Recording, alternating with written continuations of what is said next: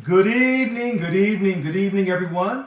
My name is Richard Lewis Brown, the Local 1000 President. Today is March 2nd, 2022. As you see, I'm going through Zoom here. And I have my phone on as well, Facebook Live. So I'm kind of looking at two different cameras, a lot of information to get out. I sent the link out somehow, two different links. I apologize for starting late. So let's get started. Let's talk about this right away. The situation with Local 1000, as you know, as of Monday, February 28th, I received an email saying I was suspended. The date of the letter was February 27th. The three VPs got together and suspended me. They said for the sake of the union. And as you know, they were already suspended as of Friday, February 25th. I had sent them letters along with their HR ones all at the same time. And the legal department had sent it out on February 25th.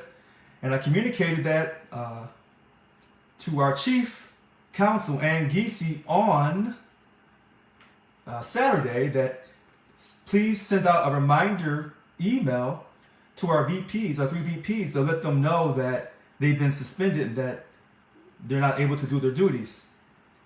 And I want people to know that their membership was not suspended. Your membership was not suspended. They were just temporarily suspended. And by the policy file, you have 10 days to serve the HR one, and then you have a process. So the question is, why did the chief counsel, Ann Giese, take their side and not support what had already been done by me, the president, on May 25th? The question is, why did the chief of staff decide to work for them versus continue to work for me? So, okay, so hold on one second here. I hear people saying they're waving their hands. So here, I'm going to go to Sandra and I'm going to ask her to unmute.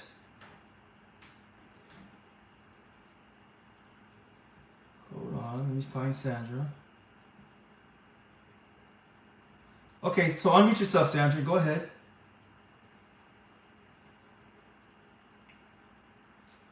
Turn up your volume on the computer. All right, so hold on here.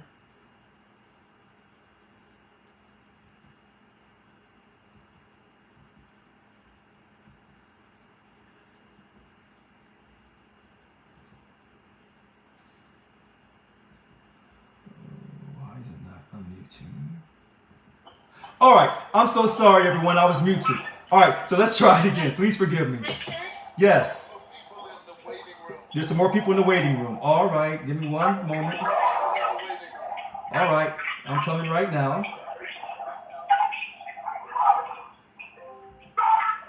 And I'm admitting more people in the waiting room.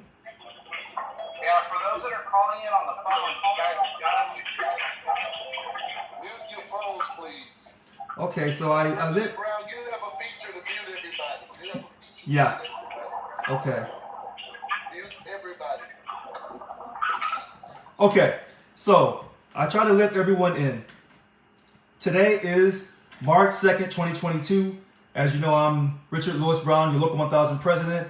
I'm going Facebook Live, and I'm also going through Zoom as well, looking at two different cameras. Thank you for coming out tonight. As you know, Local 1000 is in an interesting situation. They suspended me Monday. Well, at least they think that they did. And the three VPs got together. The date of the letter is February 27th. I received it Monday morning, but they were already suspended on February the 25th. It went out through a legal department. We sent out their suspension letters and HR1 letters. I see Dr. Nelson saying, hold on here, to make him my co. All right, so just give me one moment. So let me keep going.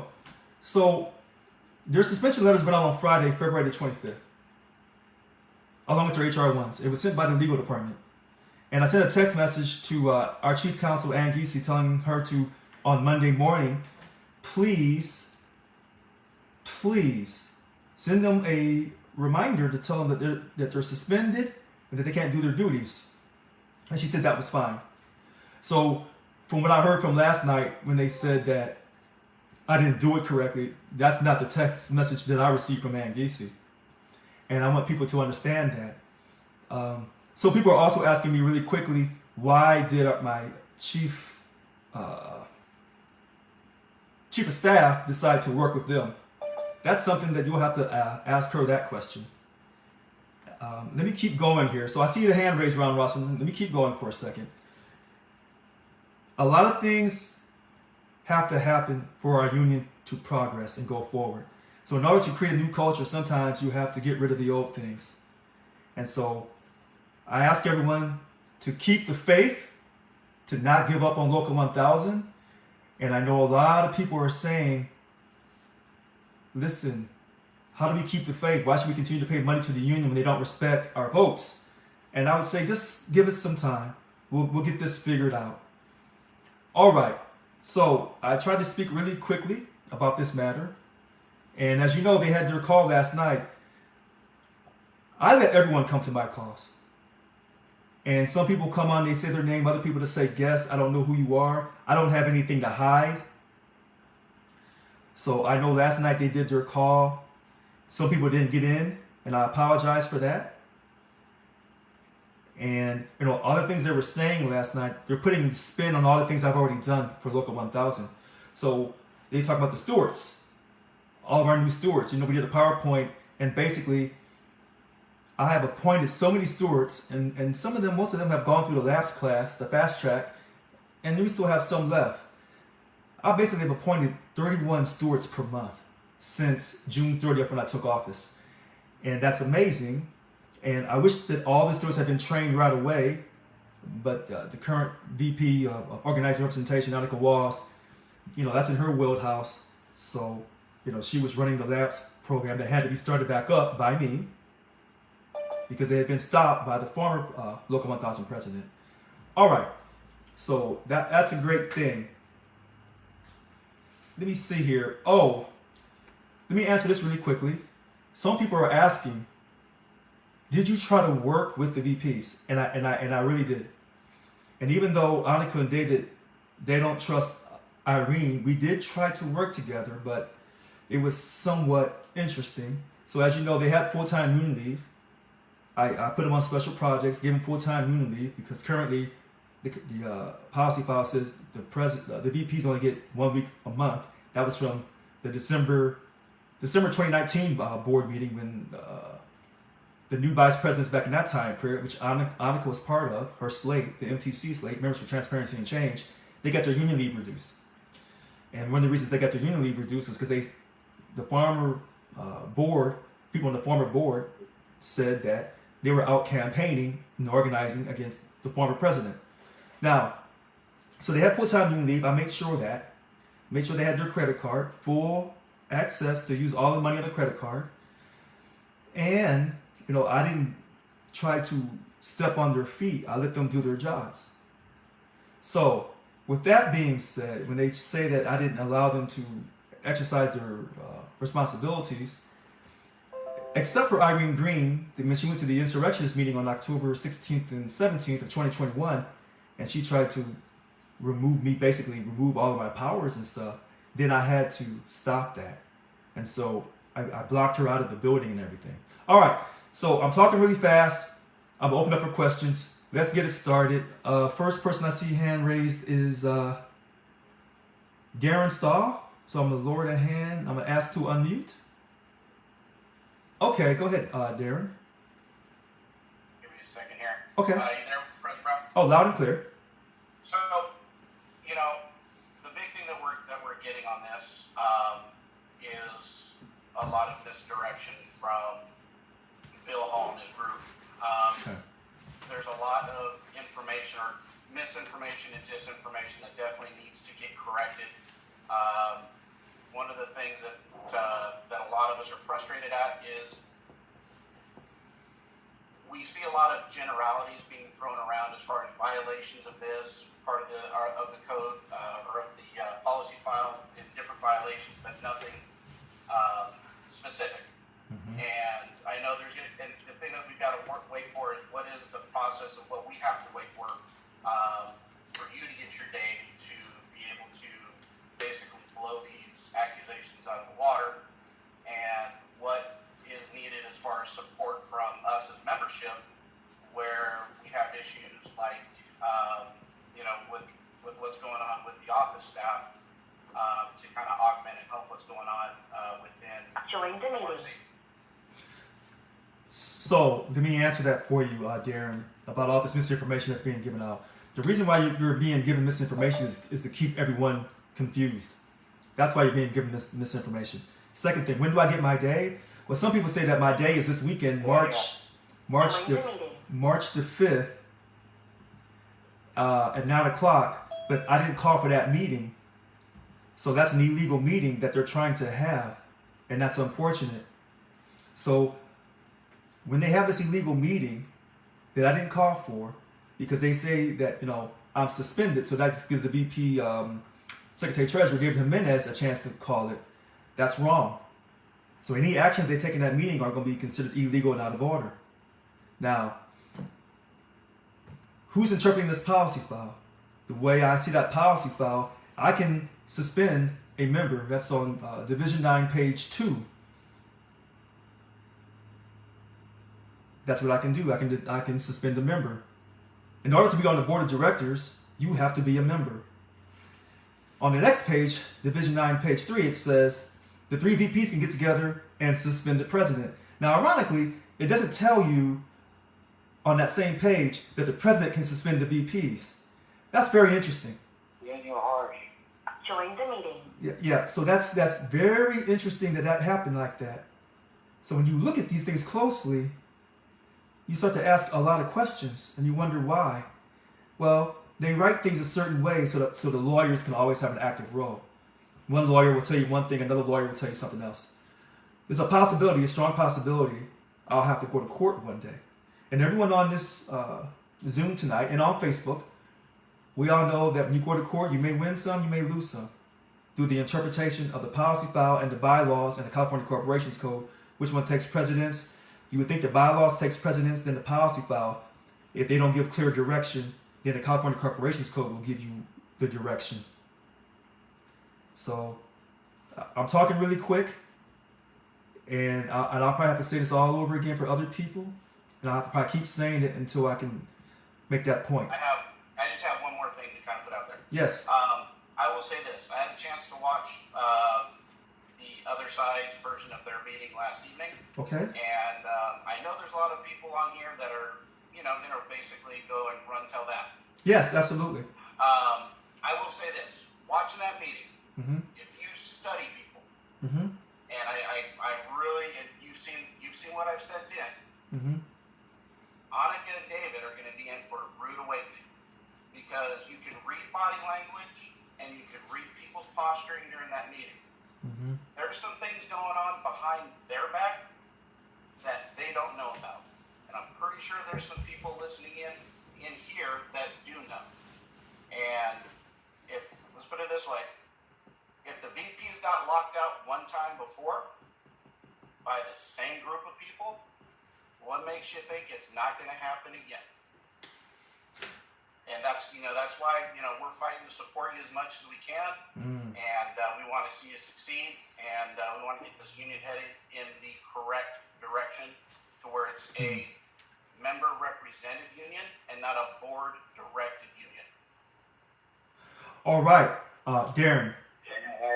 That is Join the meeting. Hold on one second, y'all. That's a great point. Let me see if I can let Daniel Harsh into this meeting here so it keeps it. I'm looking for Daniel Harsh's name. I don't see his name. All right, that's a great point, and I'm going to talk more about this as quickly as I can, but I want everyone to be able to ask their questions because I'll come back to what you're saying. All right, the next caller calls himself or herself Lieber, so I'm going to lower your hand. I'm going to ask you to unmute. Go ahead, Lieber. Good evening, everyone. I'd just like to echo what was just said. I think everything that was said was spot on. What I would like to add is that, I want you to know that me personally supports you greatly. I think many of those that are on this call likely also support you. And we want to see you continue your success and do what we can to be a part of that and support it, I know for myself that should they be successful in their efforts, I'm not going to continue my support for this union. I can't see myself doing anything to support a group that would engage in this kind of behavior. So if you can continue to notify us of the specific things we can do to help you, please tell us, So- and we'll do what we can. So here's what I want you to do, Library. Please contact the MRC 866-471-7348 and tell them that you support President Brown and you absolutely are against this emergency board meeting that he didn't call for, and that you're against stripping him of his presidential powers so he can enact his 10-point platform. And when you run on a platform, Daniel Harsh. Join the meeting. when you run on a platform, you have to stick to what you ran on. And so this is why, one of the reasons why they're trying to run me out. So I'm gonna get to the next caller, and then I'm gonna try to come back, because I want everyone to talk. And I don't want this Zoom meeting to end out. The Zoom meeting I had scheduled for was a lot longer than this, and somehow the wrong thing went out. So, if I have to try to reschedule one right away, right after this, so we can get all this done, I'll try to do that. But I'm also on Facebook Live as well. And I see people, you see me looking at different screens. I'm looking at the Zoom screen and I'm looking at the Facebook screen. So I'm trying to do it all at the same time. All right, next caller, Angela Morales. So I'm gonna lower your hand. Please unmute and go ahead. Hi, President Brown. How are you? I'm fine. How are you? You know what? It's been, I know it's not happening to me, but it's been a little stressful for me because I just feel like we continue on this cycle of Daniel Harsh. moving Join the forward meeting. just to take 10 steps back. And honestly, I don't even know what to say anymore. But the one thing that I had a couple of questions. So they're acting illegally, and I know that we, and having this meeting, which David has already said that he's going to introduce that illegal meeting that they had in October, those minutes. So how does that play into, because this is all illegal So what they're doing? so hold on. Let me, because I gotta get all these calls in. So Angela, what they're trying to Join the do, meeting. is this. The people, David and Annika, they want the president's power stripped. On our front porch. But they're going to do it very subtly. They're not going to do it all at once. You can't open it till they're there. Okay, can someone please mute themselves? Now, here, I'll mute everybody. All right, so this is why David wants to reopen it so it appears that he's being diplomatic. But this is a game between two factions. The MTC, Members for Transparency and Change, David Jimenez, Annika Walls, and all of their supporters, versus Bill Hall, Irene Green, and all of their supporters.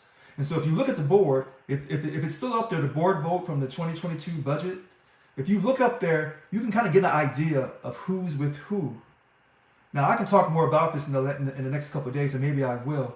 So they're counting votes right now. And some of the people on this call are supporting MTC, and some are supporting Bill Hall. Well, I want them to go back and let them know, I know they're at war. But they have to first eliminate their number one threat, which is myself. And they'll do anything and everything they can to eliminate me. So it doesn't matter if I put them on full-time union leave. It doesn't matter if they had their credit cards, that they were able to do their jobs. I was told when I went on May 24th, I got a call a few days later. In that call, I was told, Annika Walls will do everything she can to remove you. And the person that relayed that information was so upset about it. But that was from Annika Walls. The other group, the Bill Hall group, the Kevin Healy and all those people, they also want me removed. So they have a mutual interest, and that's why the three VPs got together. Because when I issued a directive for the staff to contact DOC presidents when they go inside those DOCs, so that we can have more of a member-ran union versus just the staff coming in and making decisions, that caused a great problem. And so what happened with that was quickly, the UAW 2350 President Joyce Thomas Illaranga ran to Annika and got Annika to, quote, try to bully me with David to say, hey, walk it all back. And I said, no, I'm not walking it back. So anytime David and Annika saw something I didn't like, they would try to bully me because it was two of them, and they always knew they could always go get Irene and try to suspend me from office for whatever reasons they needed. And so that's I'm what glad they... you said that. Yeah. Because then because they weren't really clear on the call last night what that meant. So, okay, so what suspension means is by the policy foul, you've been suspended. Like any job, you got suspended from the job, you can't go to your job. The reason why they didn't want to go into details is because the chief counsel and Giese probably told them, don't talk much about this. That's why they wouldn't go into the details. Okay. Yeah. So are they going to try to remove you as a member as well, do you think? Yes. That's the ultimate plan? Yes. Yeah. So, okay. So, I want you to come back in line because I want to get to the rest of these callers. And I'm talking as quickly as possible. And as you come back, and hopefully this Zoom keeps going, and you can ask another question. Is that okay? Yeah, perfect. Okay, sounds good. All right, so here we go. It looks like, let me go back up here. The next caller, DLC 770, President Linda Martin. Andrew. Join the meeting. Okay, you can unmute yourself. Go ahead, Linda. Hey, Richard. So, it's just funny because I listened to what people are saying, in particular what Darren said, and I'll tell you that I absolutely text that very information to Annika after I found out this stuff happened. I mean, I absolutely text her and told her, I predict what's going to happen is we're going to have this board meeting, you're going to think somehow we're going to remove Richard, and you're going to shoot yourself in the head because Bill Hall is going to take over the whole thing with that group. I mean, that's what I'm predicting is going to happen. Unfortunately, they broke away from me, which is, I mean, that's like shooting themselves in the head. They should have just somehow found a way to work it out. But, So I mean, yeah, that's what was brought up. And I'll tell you, at their meeting, I let them know that. Like, I let them know. I told Irene Green, yeah, you went to that meeting in October. You guys have been trying to remove him from day one, and you damn know it. You can say whatever you want, but don't stand up there and lie, because you don't lie. So I want to respond to that really quickly, Linda. You said that Bill Hall will go this weekend, and they're going to run through all those things they ran in October. And there's a great chance he can win chair again. You're probably right. No one knows for sure. Here's the second thing, really quickly. Annika Walls broke away from me. No, she didn't. She was never with me to begin with. She's with MTC, Members for Transparency and Change. She's with her friend, David Jimenez. And so that group is a tight-knit group, and the Bill Hall group is a tight-knit group. But the only person that was going to, quote, give you a 10-point platform, get you a 21% pay increase across the board for everyone with GO pay and COLA, the only person that stood up and said not everyone will be vaccinated, particularly if you're outside the healthcare occupation, outside of CDCR, we had that win with PERB back in the summer. We did not have to all get vaccinated. And we've been fighting the state of California successfully. What they want to do right now, Linda, is get me out of the way. Because this is the election year. And so Gavin Newsom needs money. He needs publicity. And us being the largest public sector union in the state of California for state workers, he wants our support. No way. Oh, yes. And so that primary is in June. The big election is in November. They have to get me out of the way. And then they want to accept the 50 and 25. Now, they'll never tell you this. And they'll act like they've been fighting for this $100. No. No. Look, people play games. And right now, Annika and David has played their games exceptionally well. And somebody else on this call knows that they played their games exceptionally well. And so I'm holding back a lot of... They don't have the bodies, Richard. Well... They don't have the bodies. Well, they think... Come to board meeting, they don't have the bodies. Well, we'll find out if they've made some deals with Bill Hall and Irene Green. Because you never know what people do in the dark. But it will come out. And here's the other thing about this weekend. If they try to take disciplinary action against me this weekend, let's see if they put the video up on Facebook and on our Local 1000 website, the way I did it with the board meetings and the SBAC, so that there's accountability. I don't think you'll see it. All right, Linda, I'm going to talk to you in a second. Okay? All right. Okay, and thank you, because I don't know if you're really going to this meeting this weekend, but I'll talk to you. All right, next caller, Patricia, please, go ahead. Hi, Richard. Hi, everyone. Everybody's saying it for me. I'm just lost. we're supposed to be, working for a better, to have a better union, to have better, working conditions. But it seems like these people are starting with Bill Hall, who's, to me, I call him a crook. They have their personal interests first. And so what I really like to know is the following. What can we do to get it together and get these people to understand that we do not want them if they're going to be fighting against each other? So I want you to call. I want you to call the MRC at 866-471. That's 866-471-7348, and tell them that you support your president, Richard Lewis Brown. You don't support this emergency board meeting. That's illegal, out of order, improper, and that you support him keeping his presidential powers. Now, some people are telling me, Patricia, now I hate to bring this up, but some people are telling me, they said, Richard, if they remove you from this union and take away your presidency, you're going to sue the union. I don't want to see no one get sued because it causes a lot of stress. A lot of stress.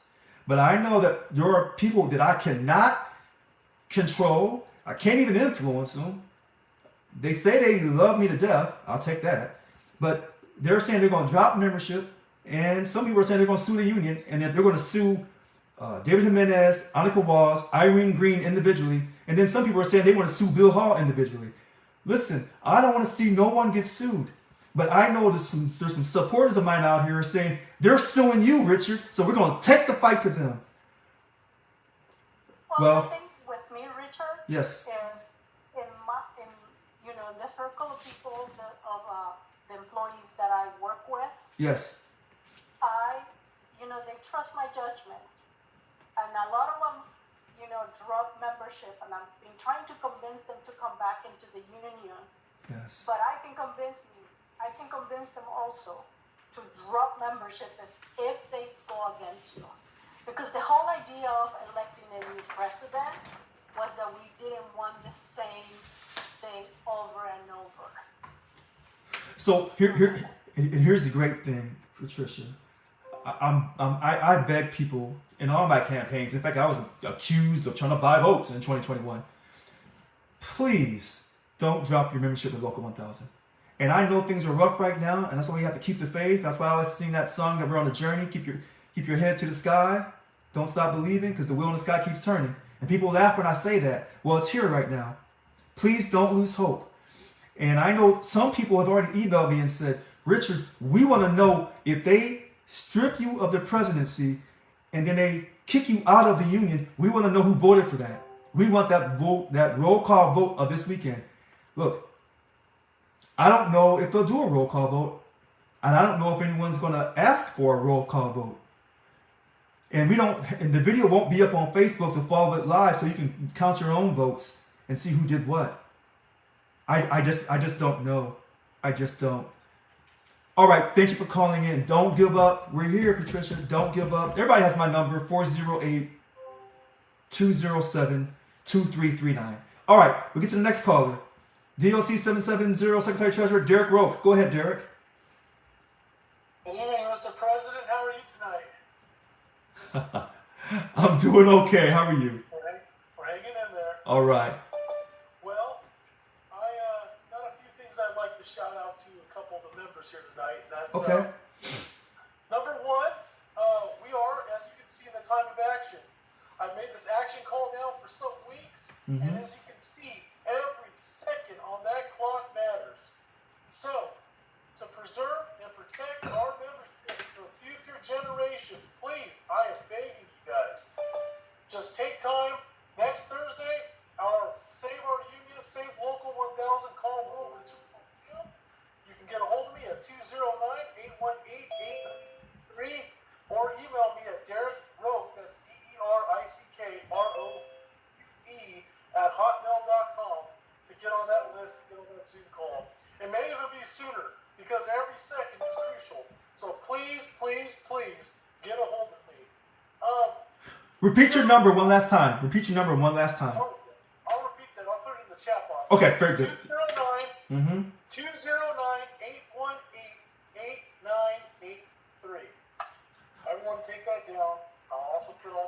chat box. Put your email in the chat box as well. I will do. You know, it's been a real nail biter, guys. This whole week, I've had members coming up to me at my work site asking, "Hey, what's going on? You know, we got all these crazy emails that our president is suspended. Like, you know how bad this looks? Do you not realize that I have to explain to the members to go on the website right now before everything is removed and start from ground zero up and look at everything? And I've even led them to the website. There's so much information on there. Richard, you just said a few moments ago, you know, about lawsuits. I don't like lawsuits. And the fact of the matter is, we can't overlook this. We're all involved in this somehow or another. And you know what?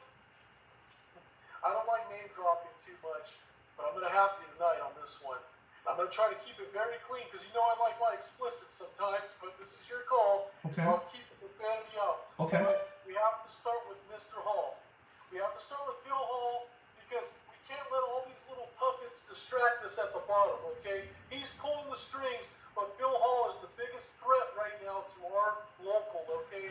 Bill Hall doesn't care about anyone on this call. He doesn't care about your family. He doesn't care about you, your future. We have to stop this egotistical maniac before our futures are no longer here. I've said it once and I've said it 1,000 times. The action plan is in place, so I'm going to post up all of my info on this meeting in the chat box right now. And if you didn't get it earlier, we'll wind it back. It's 209-818-8983. It's very urgent you guys get that. And I got a lot of information I can send out to you. Lastly, you know, I saw the email. There's this meeting coming up on Saturday. Don't let these people fool you. Don't let them fool you. They're not acting presidents. They're just VPs, okay? They were voted in. They're not no one important. They're not presidents at all. They're not even leader-like. Heck, you know, I wasn't going to name call or bash. I'm not even going to bring up the lady's name. The VP who tries to act like she's in charge. There's only one thing she was ever in charge of that she was good at, and that was kissing Miss Phenomenal, the former president's tuchus, okay? So, and that's a pretty large tuchus to be kissing, all right? Now, I'm going to stop right there. Okay. Okay. Thank you so much. All right. All right, listen. Thank you for calling in, Derek. Now, look, he said a lot of things. Some people may be offended by it. This is America. People kind of say things. And so when we say things and people say, well, I don't like what Derek said. I think he said some offensive things. I wonder if those same people were offended when Teresa Taylor, DOC 786, current president, Teresa Taylor told me to suck and eat dick. So, you know, it's interesting how people will say I'm such a threat. But when Teresa Taylor told me to suck a dick, no one had a problem with that. No one had a problem with that. And so when you tell your president to suck a dick, when you call your president, quote, what a dick, you call your president the MF while on video at the SBAC, that tells you they have no respect for the president. That's my opinion. And so when I say that some of that stuff was racial, they said that it wasn't racial. All right. And so when the cops came to my house on May 25th, 2021, 5 o'clock in the morning, they said that wasn't racially motivated, saying there was a woman in my house, a woman at this residence screaming that wasn't racially motivated. All right. That's their opinion. All right. Next caller, Patricia Costa. Go ahead, Patricia. Hey, Richard. I had a question and I had just something I just wanted to share real quick. My question is, you are going to be touring the different facilities and institutions. Are you going to continue to do that? I will, you know what? That's a good question. Because I wasn't for sure if the institutions have opened back up. And once I received that message, they've opened back up. I would love to tour the institutions. You know, this weekend's an important meeting. And even though it's an illegal, out of order meeting, and a lot of things will probably happen from that meeting. So, you know, before we rush to say, hey, I'm going to go to all the prisons. And, you know, even if they're successful and they suspend my presidency and they kick me out of the union, that doesn't mean that I stop caring for people. So I will continue to care and fight for people. The other thing I wanted to add is I'm a new steward. I became a steward. You appointed me. I've been able to get in there and help out the members and the employees in my institution. I thank you for that.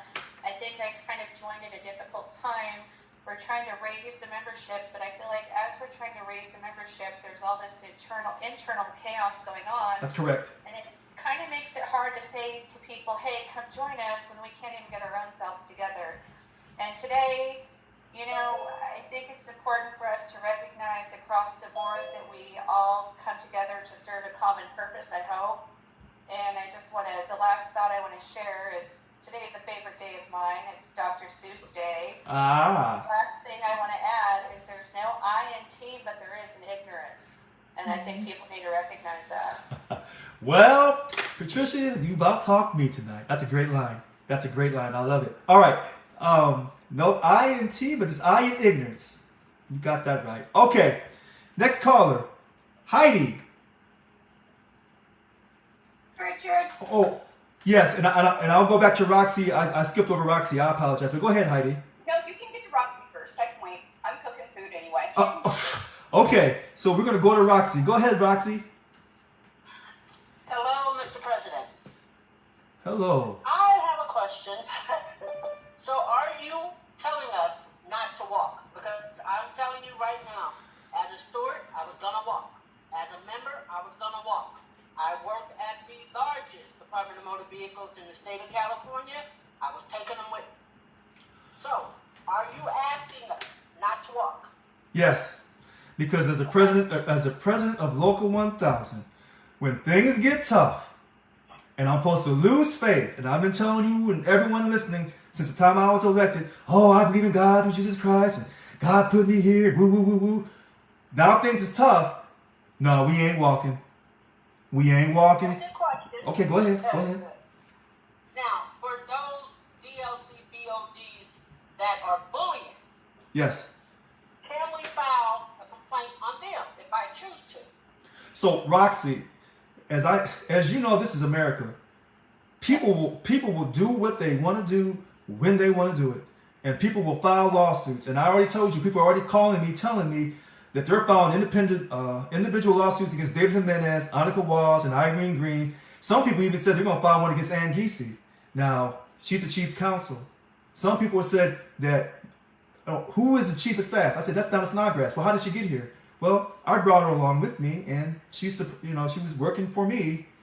And they said, well, they can't tell, so they want to file against her too. If you choose to file a lawsuit, I would say, please don't. But I know people are so upset. And if you say, well, either I'm filing a lawsuit or I'm quitting my membership, you would have me between a rock and a hard place. I wouldn't know what to say. I just wouldn't know what to say. I just wouldn't, because... Say so, I'll hold to it. I won't move, but I'm telling you, my entire office is ready to walk. Please, Roxy, I know you have my phone number. Please, don't throw the union away. Okay. Now, everyone thinks that for sure this weekend, they're going to suspend me permanently and they're going to kick me out of the union permanently. And that they're not going to let me run for re-election. People are convinced of that. Here's the problem. They may be right. I'm out. I'm out. All right, so we're going to, I know, Roxy, and you're being nice to me. Because other people, when they tell me they're out, they're not mad at me. They're just so disgusted. And so let me give a quick, wait, Roxy, let me give a quick shout out. Someone said that last night that it appeared that Annika Walls is trying to take credit for the essential worker premium pay. Let me be crystal clear. There is one person that's taking credit for that essential worker premium pay, and it's not even me. Her name is Yolanda Williams. Her name is Yolanda Williams. And I had, put her on this membership drive for down in LA, and then she contacted me today and told me that she got taken off the membership drive. That David Jimenez took her off the membership drive. See, this is how when they say that I'm retaliating, but yet they do stuff on the sneak. But yet they come across like they're so professional and they're so nice. They're never like me. They're never off the chart. They present this image like a wolf in sheep's clothing. They're pros at it, and I salute Annika and David and Irene for how they come across like, in my mind, Pharisees and Sadducees. They're just experts at it. But the truth of God is not in them. And that's how they were created. All right, that's just my opinion. All right, next caller. Okay. Call me, Roxy. All right, Heidi C. Go ahead, please. So first, I'm just going to direct everybody's attention real quick to the person we got on here that says, I'm a pain, IMAH. Yes. So obviously we know we have moles on the call. Hold on. Repeat that person's Facebook handle. No, they're actually in this call. They're on this Zoom. It No. says What's their handle again? I'm a what? IMAHPAYNE. I'm a pain. Yeah. You know what's funny? You're right. That is a mole. But go ahead. Well, and obviously they're not trying to hide it, but Yeah. Obviously we're not trying to hide how we feel either.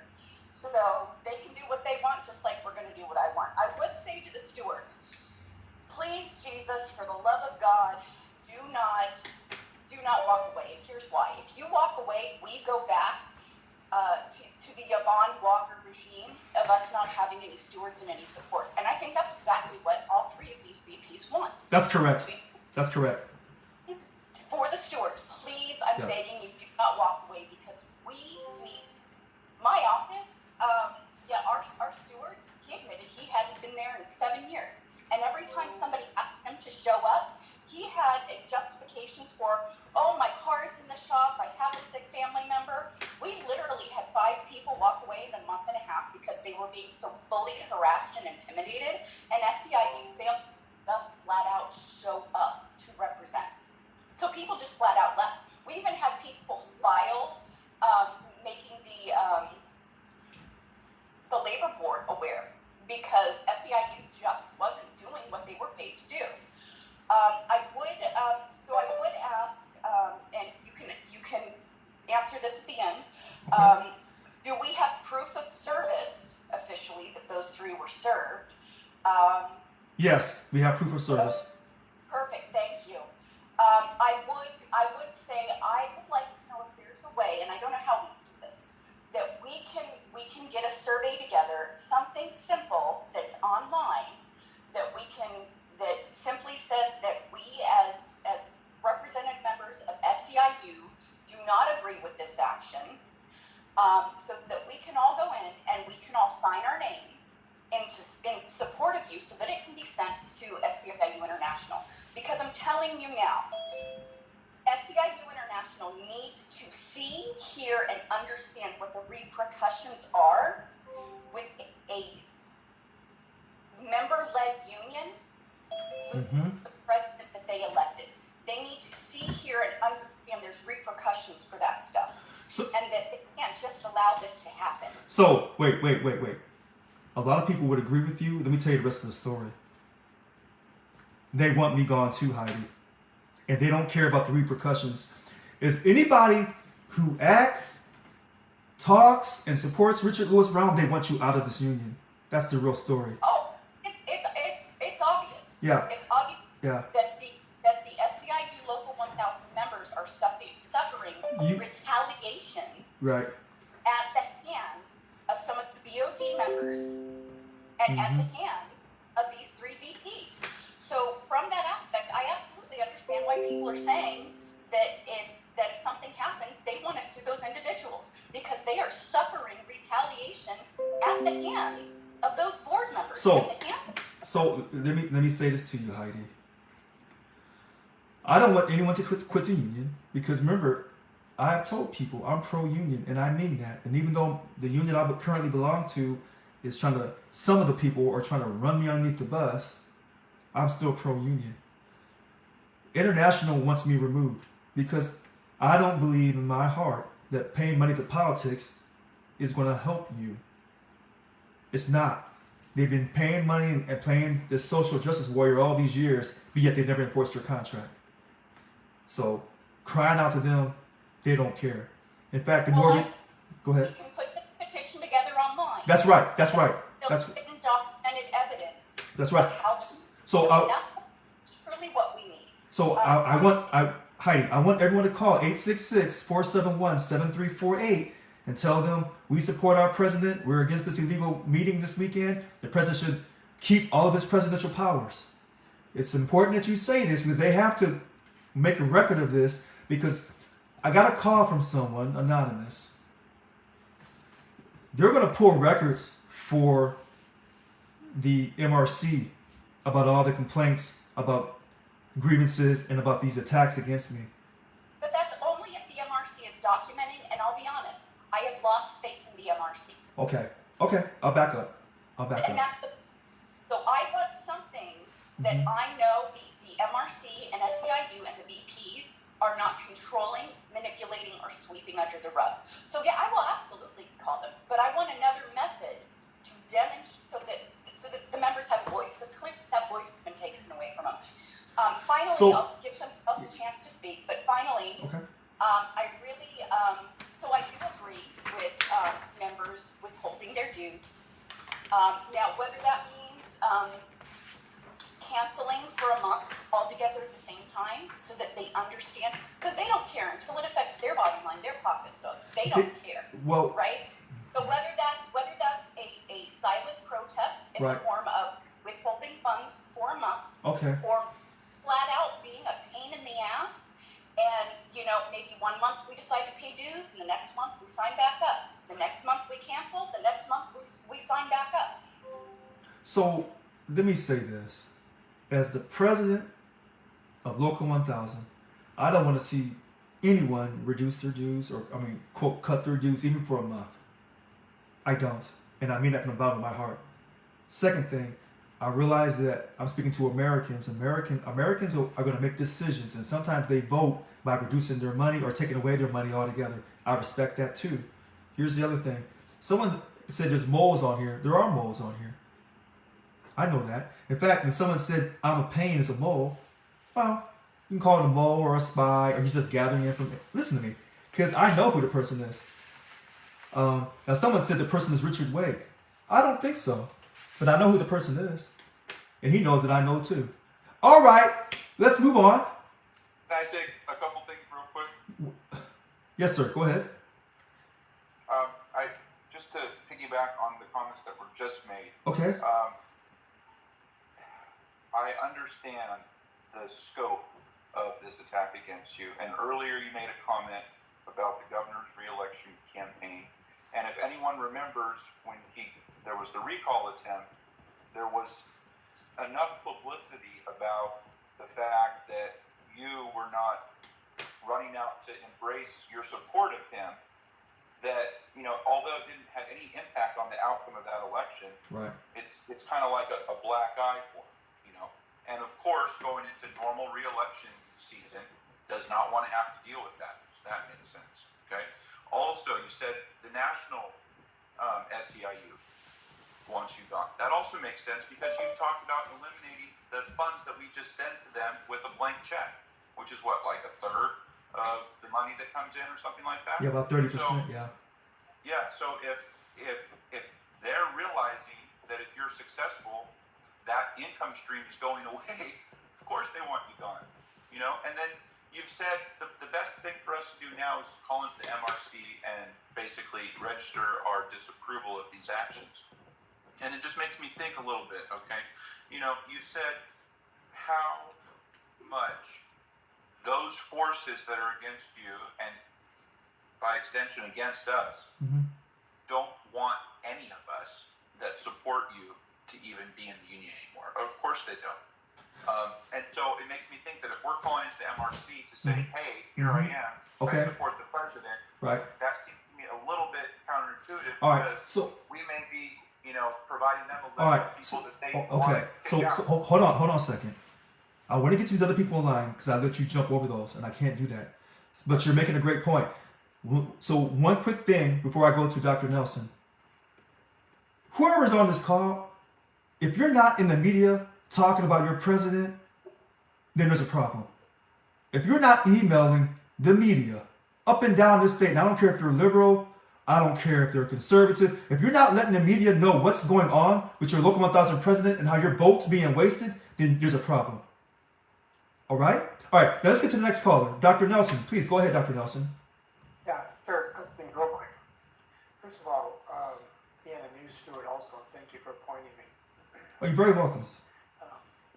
I've reached out to a lot of individuals involved in the, I'm going to call it an insurrection, because that's kind of what it is. And I just said kind of the same thing, whether I agree with you or not. I wonder if I could take you to lunch or have a phone call. Just want to get to know you. Now, I've also reached out to you, and I'm a supporter of you.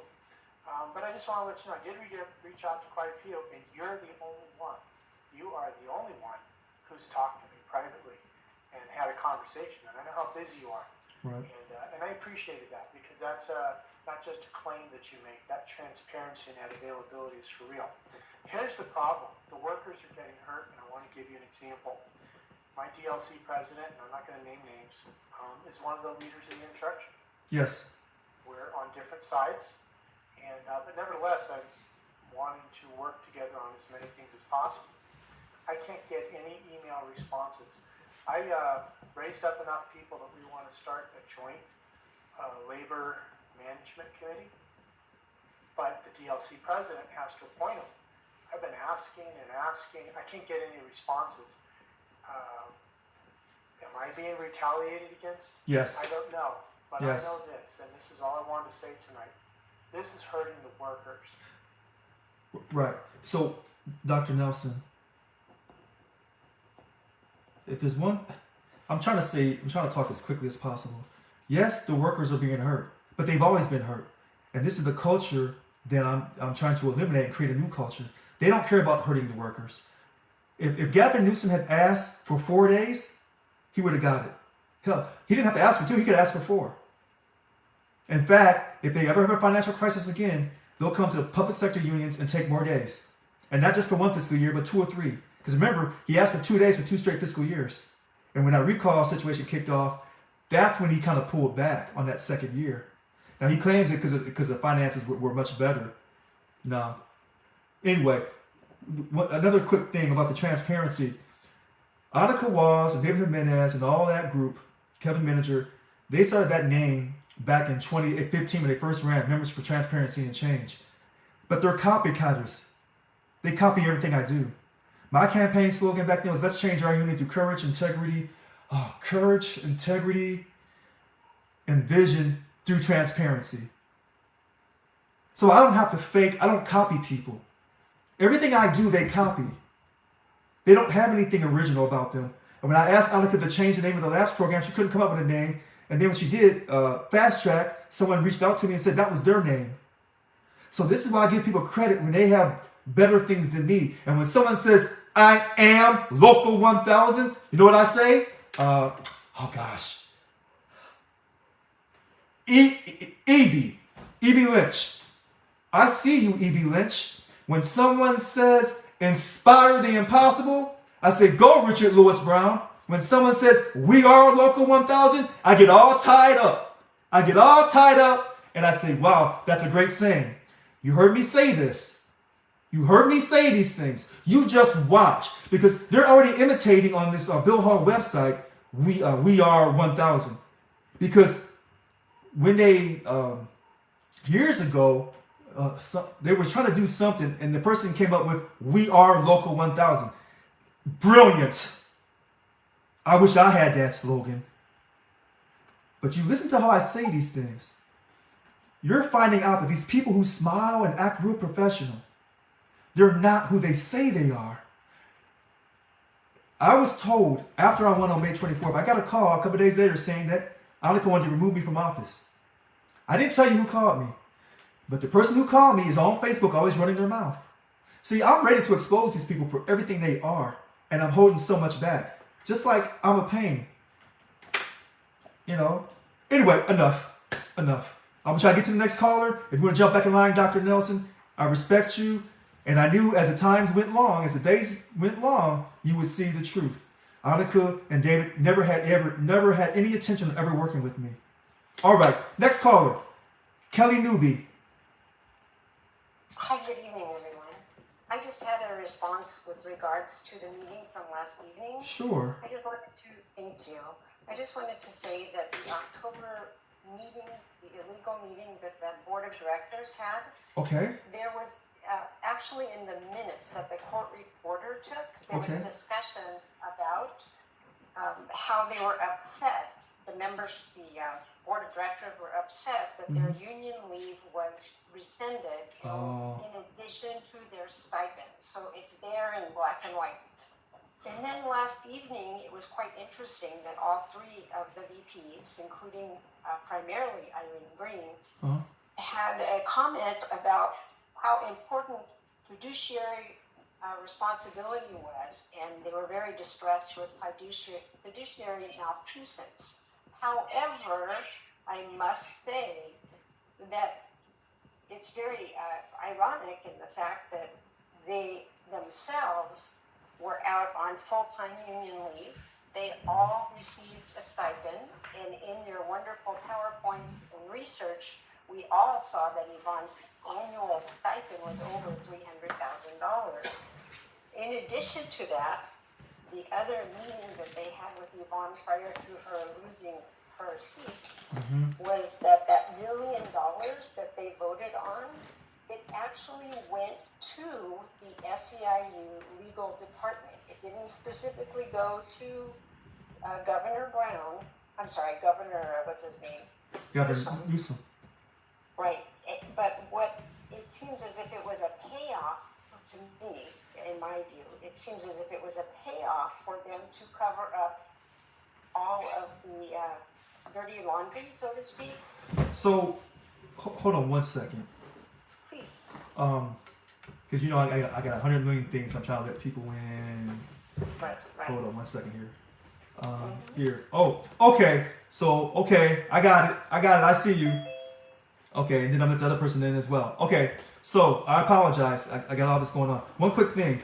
That $1 million that had emergency meeting on June 2nd, 2020, that $1 million went to SIU State Council, and then they decided how the money's going to be spent to help the current governor beat his recall, for clarification. Other people say it was a payoff, you know, but that's what they said legally. Okay. Well, thank you for that clarification. Okay. Yeah, and Kelly, I'm glad you brought this up because someone else was talking about it and I didn't get a chance to talk about it. Forget the fact that I say no politics. Forget the fact that you're getting a 21% pay increase with me, or we're taking a strike and we're going to shut down the fourth largest economy on earth. Forget that. Let's talk about the money, the salary stipends. If they're successful this weekend, best believe those 3 VPs and that new chair that's created, they will have those salary stipends. And they will not give that up.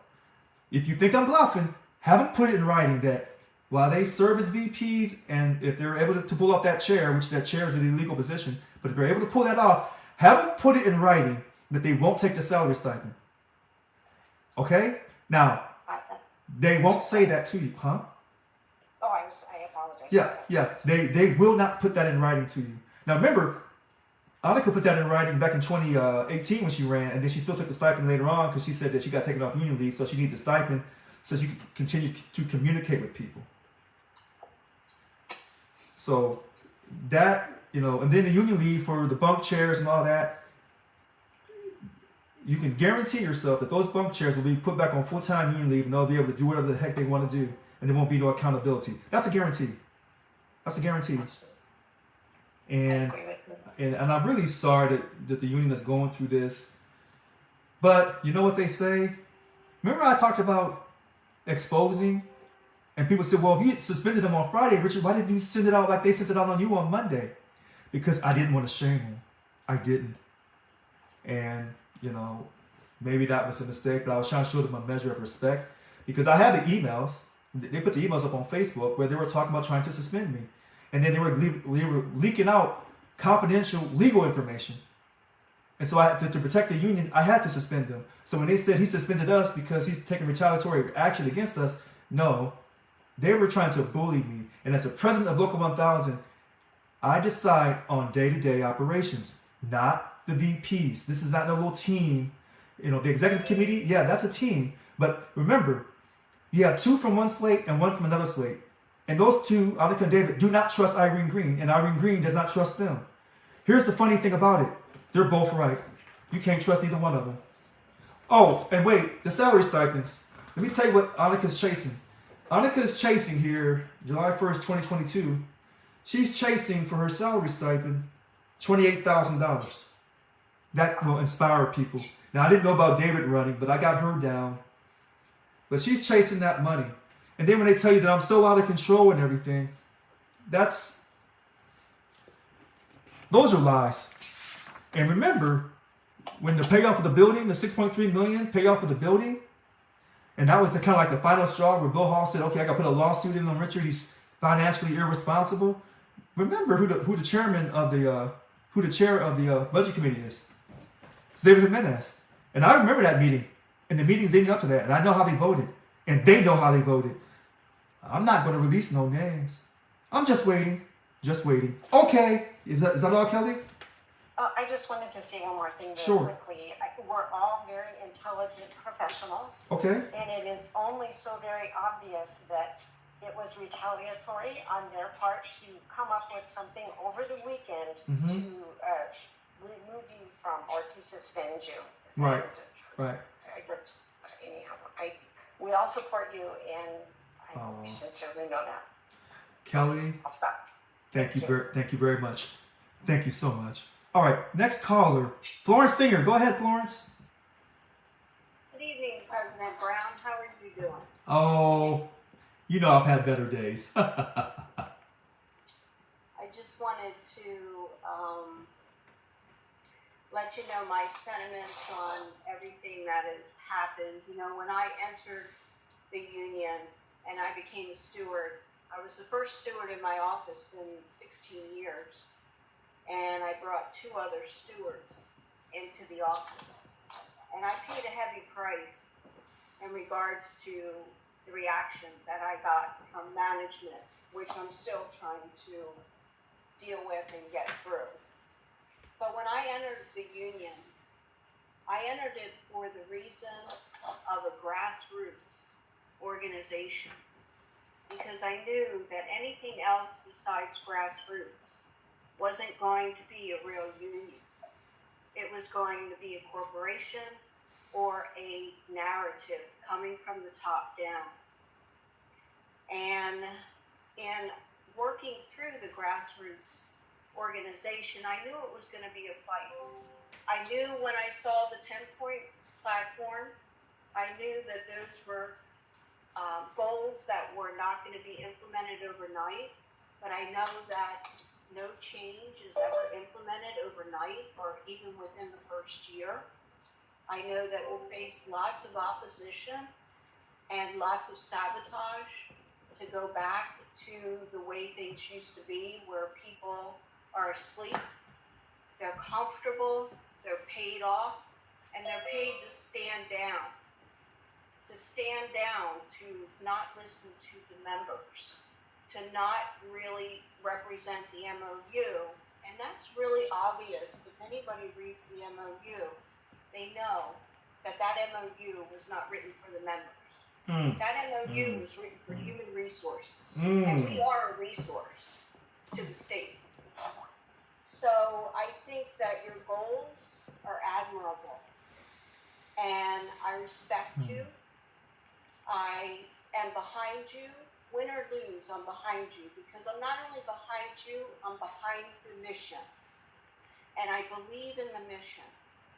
And I think that it was very obvious when you were running, even before you got into office, there were emails. This is a Hold on 1 second, Florence, because I have to I'm looking at all these texts and stuff. Real quickly, my work email, rlbrown@siu1000.org is cut off. If you want to email me, richard.brown7437@yahoo.com. That's richard.brown7437@yahoo.com. richard.brown7437@yahoo.com. Second thing, before you continue on, Flo, someone said that Walls and Jimenez had previously supported me. That's an absolute lie. And every time that people called in on her steward calls, this is another thing, when they say I didn't support them. Remember how her steward call started. The steward calls were on Wednesday. I changed the name to Local 1000 Listens to You to incorporate everybody, not just stewards. She asked me, Richard, can I do the stewards call on Tuesday? I said, sure, no problem. I said, sure, no problem. And everybody knows on this call, if that had been Yvonne Walker, she would have never asked Yvonne. Okay? Now, did she ever support me? No, she didn't. She acted like it, but she did not support me. And when people would come on her steward calls, like John Fox, and they would talk stuff about me, Shat, you know what I'm saying. She never defended me. She never corrected them. She said, hey, wait a minute. That's our president, and I support this president. I may not agree with everything he says and does, but I support him. She didn't say that. All right, go ahead, Flo. Yeah, so I was just saying in regards to what, this was never going to be anything easy from the beginning. The culture within this SEIU was almost a corporate culture. And that international was running everything, and a lot of the BOD was paid to stand down and go along with whatever Yvonne Walker wanted. They were put on leave for decades in order to do that. So that was really apparent.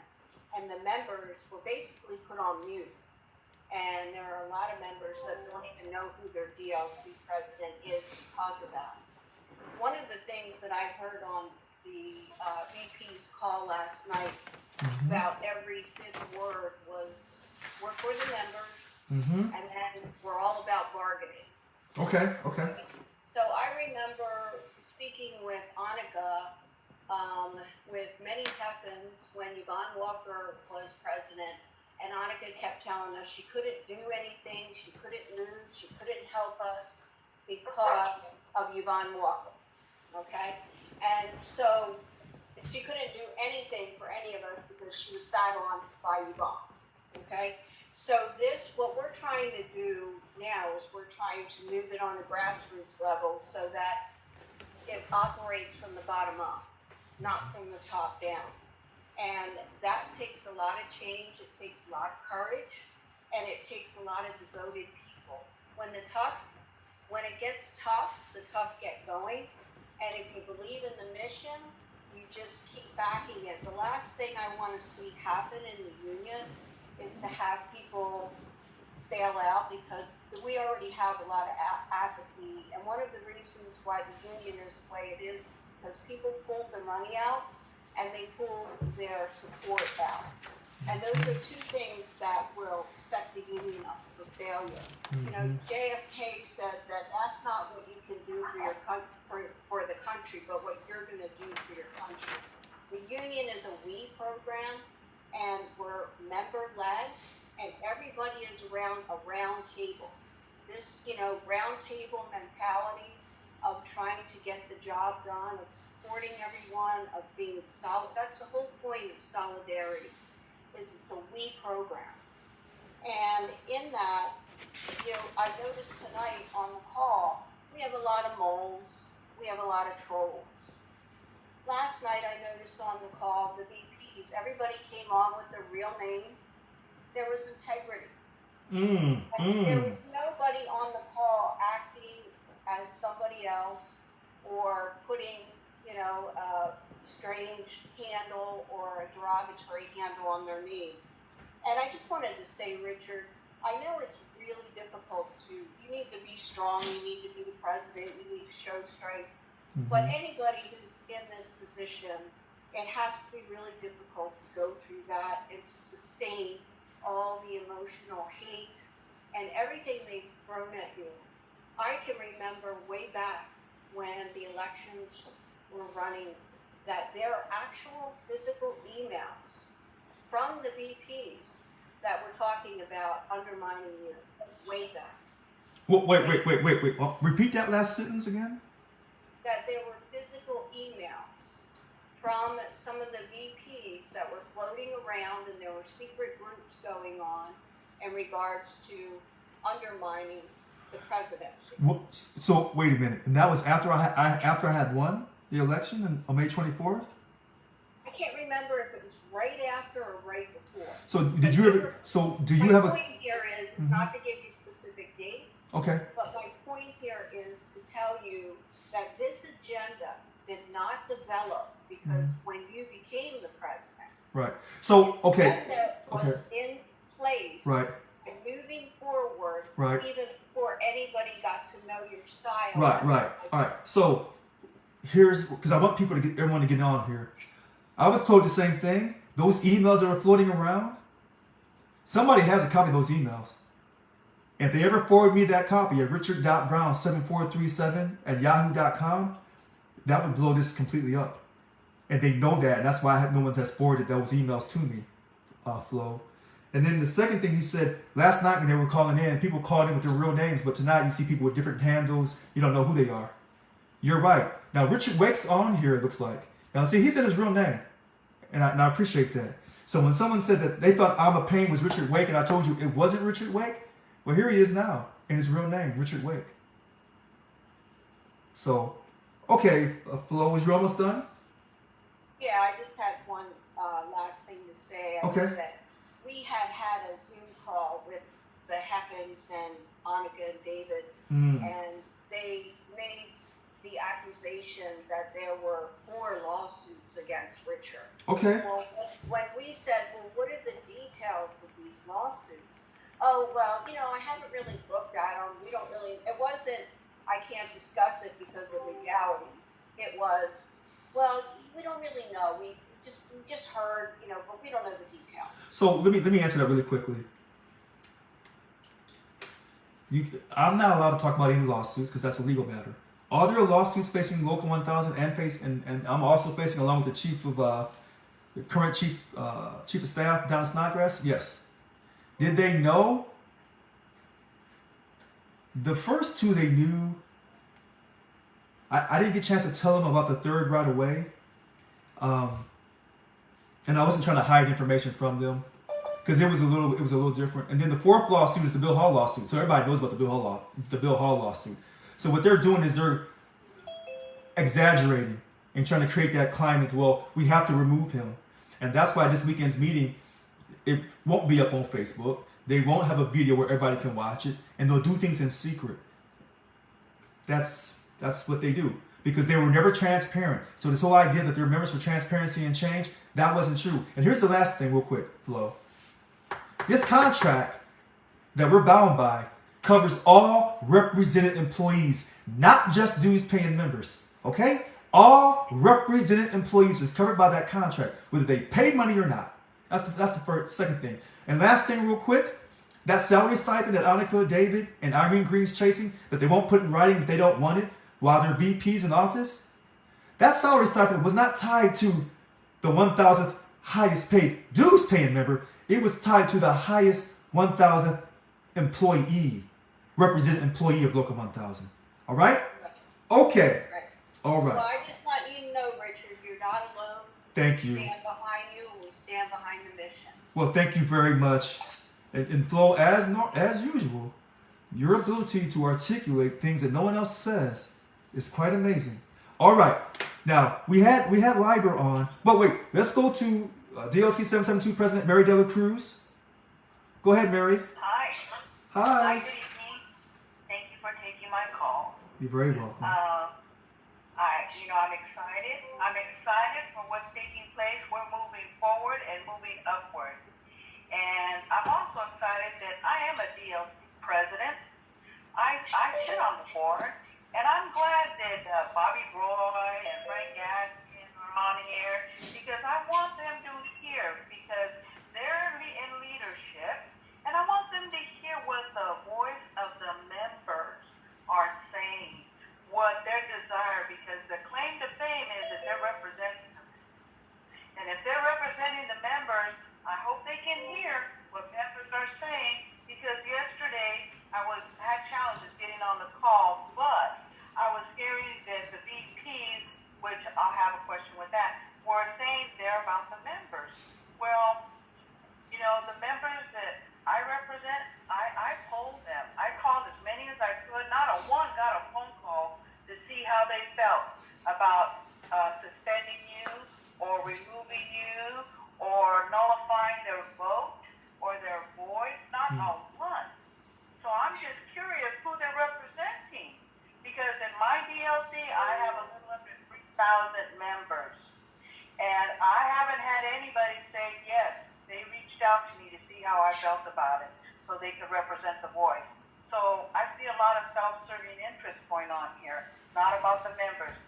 But as a DOC president, this is one of my questions. I reached out to our legal counsel, Okay. Easy, Okay. and I sent her an email because as a DOC president and a board member, as part of the board, we have to be fiducially responsible. And I reached out and with a very plain question, is this meeting that was sent out, is this an illegal or illegal meeting? And I'm kind of perplexed because I'm not getting a response. Now, and so, go ahead. And you know, there were DLC presidents who asked in October about the October meeting. They asked her specifically, should we go to this meeting? Is this meeting legal or not? And she did not want to respond to them. So it's going to be interesting to see if she responds now. So, people change over time. So her legal position back then may have changed now. We don't know. And I agree with that, and that's why I'm reaching out to our legal counsel as a board of directors member and to say, listen, is this legal or is not legal? And then again, because if the VPs were suspended and removed from their duties, I'm a little confused on how they could move forward in those roles of suspending you if they're suspended. And so there's a lot of clarification that needs to take place, but it's been radio silent. I haven't received a response. And the concerning part of it is because just today I had 3 people with the area code 916 that called me, and I said, how did you get my number? I said, who's your DLC president? They're out of Sacramento. And they said, I don't know. She said, but one of them was, well, I'm a custodian. And she said, where she worked, and I said, who's your DLC president? She goes, I don't know, because they've never come to my work before. We've never heard of anybody. But I said, how did you get my number? She goes, because on the Listen to the Call Wednesday, you were one of the ones that put their number out for us to reach out to. So my question is, we have members that are, I'm in Fresno. She's in Sacramento. She's a custodian, a bargaining unit 15. And she hasn't had anybody reach out to her. And she says she's been state employed for 5 years and a member for 5 years, and no one has gone to see her. And I know the former chair was Maria Patterson, and I'm saying these members, their support. She was concerned about. She wanted to know, was my president, is the way she said it, was my president suspended? And I said, well, we're trying to find that out because we don't believe that was a legal action. We're trying to get clarification, but we haven't heard anything. Stay tuned. And get me her information, her name, where she works. She texts me. She goes, can you keep me in the loop because no one tells me anything. And I'm just letting you know that was one of 3, and she supports you 100%. She goes, I don't want the previous administration. I want President Brown. He's the only one that has told us things, allowed us to know things. And I said, well, I'll relay the message. And so, never met the person, but I'm saying as a DOC president, as a board of directors, I support you 100%. I believe in what you're doing. A lot of my members, or put it this way, a lot of my representatives in the Central Valley support you. My phone has been blowing up. They want to know what can we do for President Brown. So you need to tell them. You need to tell them that earlier when the caller said about setting up that petition, that's important. I'm telling everyone, if you're not contacting the news media, tell them that your vote is in peril because your president is fighting for everyone equally. Then I don't know what you're doing. Because you have to blow these people up and put them on. Look, I know there's a momentum out there that they want to march on Local 1000. I understand that. I do, and I know some people are saying they want to march on the building this weekend. Now look, peaceful protest is fine, and they're going to be down at the building. Some people will be there, some people won't, regarding this emergency board meeting at 9 o'clock on Saturday. But whatever people do it with peace. Do it with peace. and do it respectfully.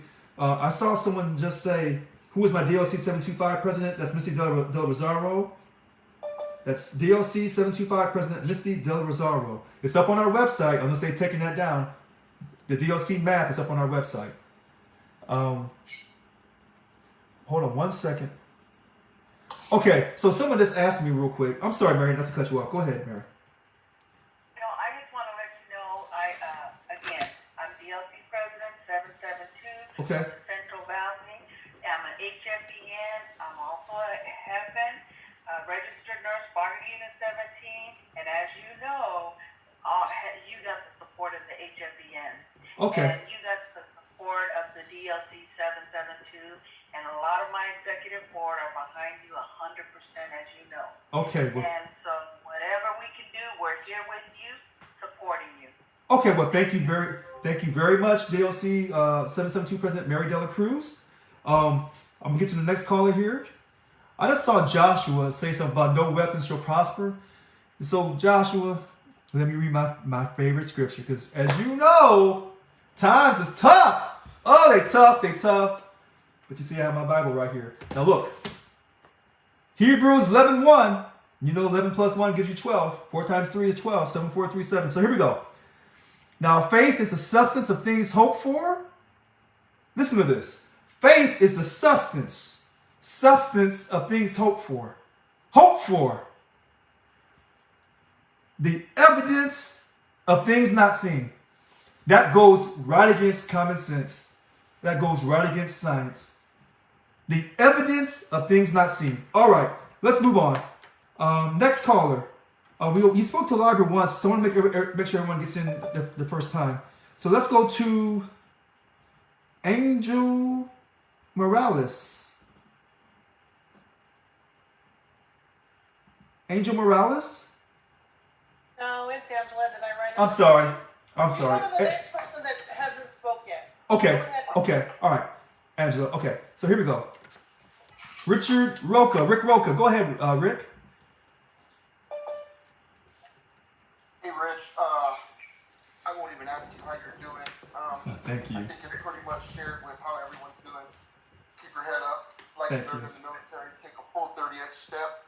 Everything's going to be all right. I'd like to touch briefly on really what I see as the master plan here, and I think Dr. Nelson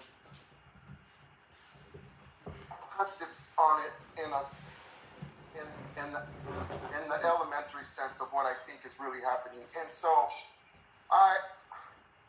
if we think the union was in disarray before you got here, they're reporting it as such. The membership drive was already down, weakening our stance with regards to this governor, and not to mention the other political party that will attack even to have a union going forward. Boy, we should make things easy for all enemies on all fronts. And so, if we don't have democracy within a vote at the grassroots level of just our members, I don't know how in the world I'm going to conduct a membership drive, certainly with just my veteran group. You know, I represent the veterans, and so just the veteran group, Rich, we're about black and white. We're about, I want to see it. We're from the show me state, and we want to see where our vote or where our money goes to. Who we voted for is acting on our best behalf, and I've always felt for you like that is. And it's interesting that we're making it easy. If you look at the Sacramento Bee, that rag reported that our union is in disarray. They didn't say who was right, they didn't say who was wrong, they just got the headline out there that we're in disarray. Opening attacks for the wolves that will come for us. And I can tell you, dollars to nickels, the only argument we have, and I know you can't say it legally, but the only argument and the only position of leverage that we have as members is the bottom line. And that's the money, and that's the dues. And unfortunately, we were already down on that. Why would these people pull this now instead of coming together and working? and it's a microcosm of what's going on in our country. If people don't believe the vote, okay, 81 million, if people don't believe that, and I can tell you, without getting too political, I've never met one person that believed that. Now, we needed a change. The members voted for that change.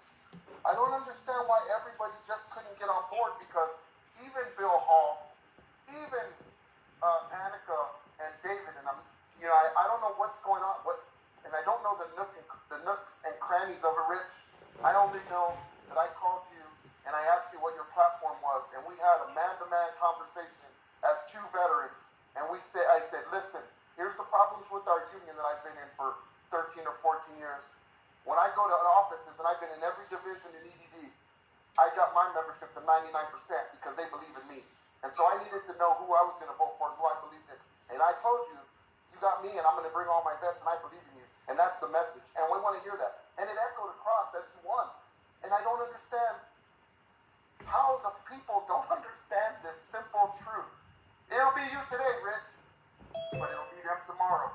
And don't they understand, if they minimize the one vote rule, the members outrule everything else, supra, that you just can't beat that. And you shouldn't overturn that, because it behooves every single person in this union believes in that. Because if you don't, we don't have a union. And all of those things we were talking about on filing grievances. Oh, I've been in a grievance. Oh, and it was a grievance, an easy win, based on seniority, where I had 200 plus or whatever, and the other person had 11 months. Oh, the contract says supra, it is based solely on time in service, time in state, right? And we lost. And we lost because the lawyer of the LA office, legal office, treated me like I worked for her. So not only did I write the grievance, write it all the way up to arbitration, argue it up to arbitration, I had to argue out the defense of the grievance. My lawyer was sitting back that I'm paying $90,000 a year for. And so when you got on these people, I applauded you. But I didn't tell you, Rich, when you got started, that you were the Black Trump, right? Did I not tell you that? Yes, yes you did. And it's sad. And it's sad because they're doing the same things. And we need to air out all this dirty laundry so that we can get better membership. And I've told Annika and I've told David the same thing. We need to drive up membership. No governor will respect 40 or 50% because they know 50% can carry the rest of the workload. There's no threat there. We need 90%. 90%, it'll be the shortest strike ever, Rich. It'll be 2 days.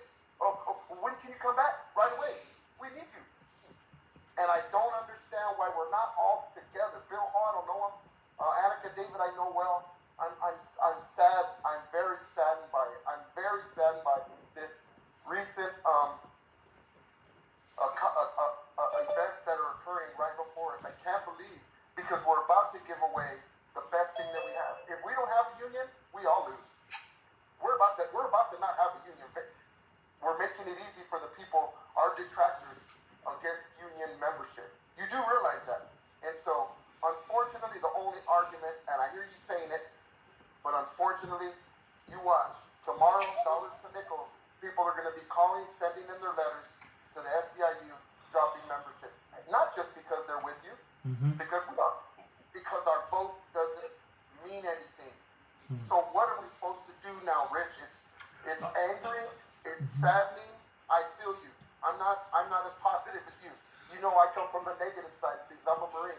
I look at it straightforward, bro. I got you. It's upsetting.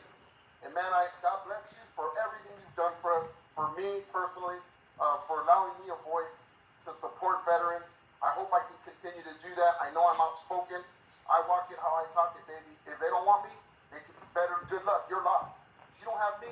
You don't have a real person pushing for veterans. You have that committee. It's not even on the contract. Why is the most important demographic, in my opinion, maybe I'm biased, the veteran committee is not in the contract. And I have to be the person to think of it, to put it in there. Shame on them people. But we got you, bro. Let us know what we need to do. That's my piece. I'm very upset. I'm very sad. I'm very all of it. I wish we could all just get to the table, negotiate.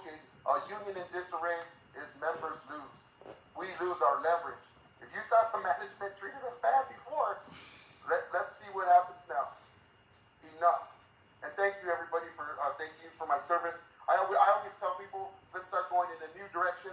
You don't need to thank a veteran for our service. Right. None of us did it for that. We did it because we loved our country. I don't know why these people like that. You don't need to tell a veteran thank you for your service. Really, you don't. I understand where you're coming from, but thank you very much. So thank you for my piece, man. You're very welcome, Rick. Listen, you have different types of veterans. That's a Marine you're talking to. Once a Marine, always a Marine. There's no going back with the Marines, and God bless them. You know, you don't have to thank a Marine. Other branches will say, we'll take the thank you. Because it's funny, because those Marines will be the first ones that die for the country. And that's why I said you always have those Marines by your side. And, you know, we can't thank the Marine Corps enough. And I know the Army and the Navy feel that you're just as important as Marines. And, you know, I'm Air Force. But I always say, how do the Marines feel? What's going on? How do they feel right now? So I want to thank him for calling in. You know, he made a comment about we don't have a union. What Rick is being nice about is we never had a union. We've never had a union. So we're working towards getting that done. And I know a lot of people are upset. And he knows the money's the bottom line. I understand that. This is America. I'm asking people to not lose hope, to keep the faith. And like I said, I know people want to march this weekend on the building, but I don't know if they really go through it or not.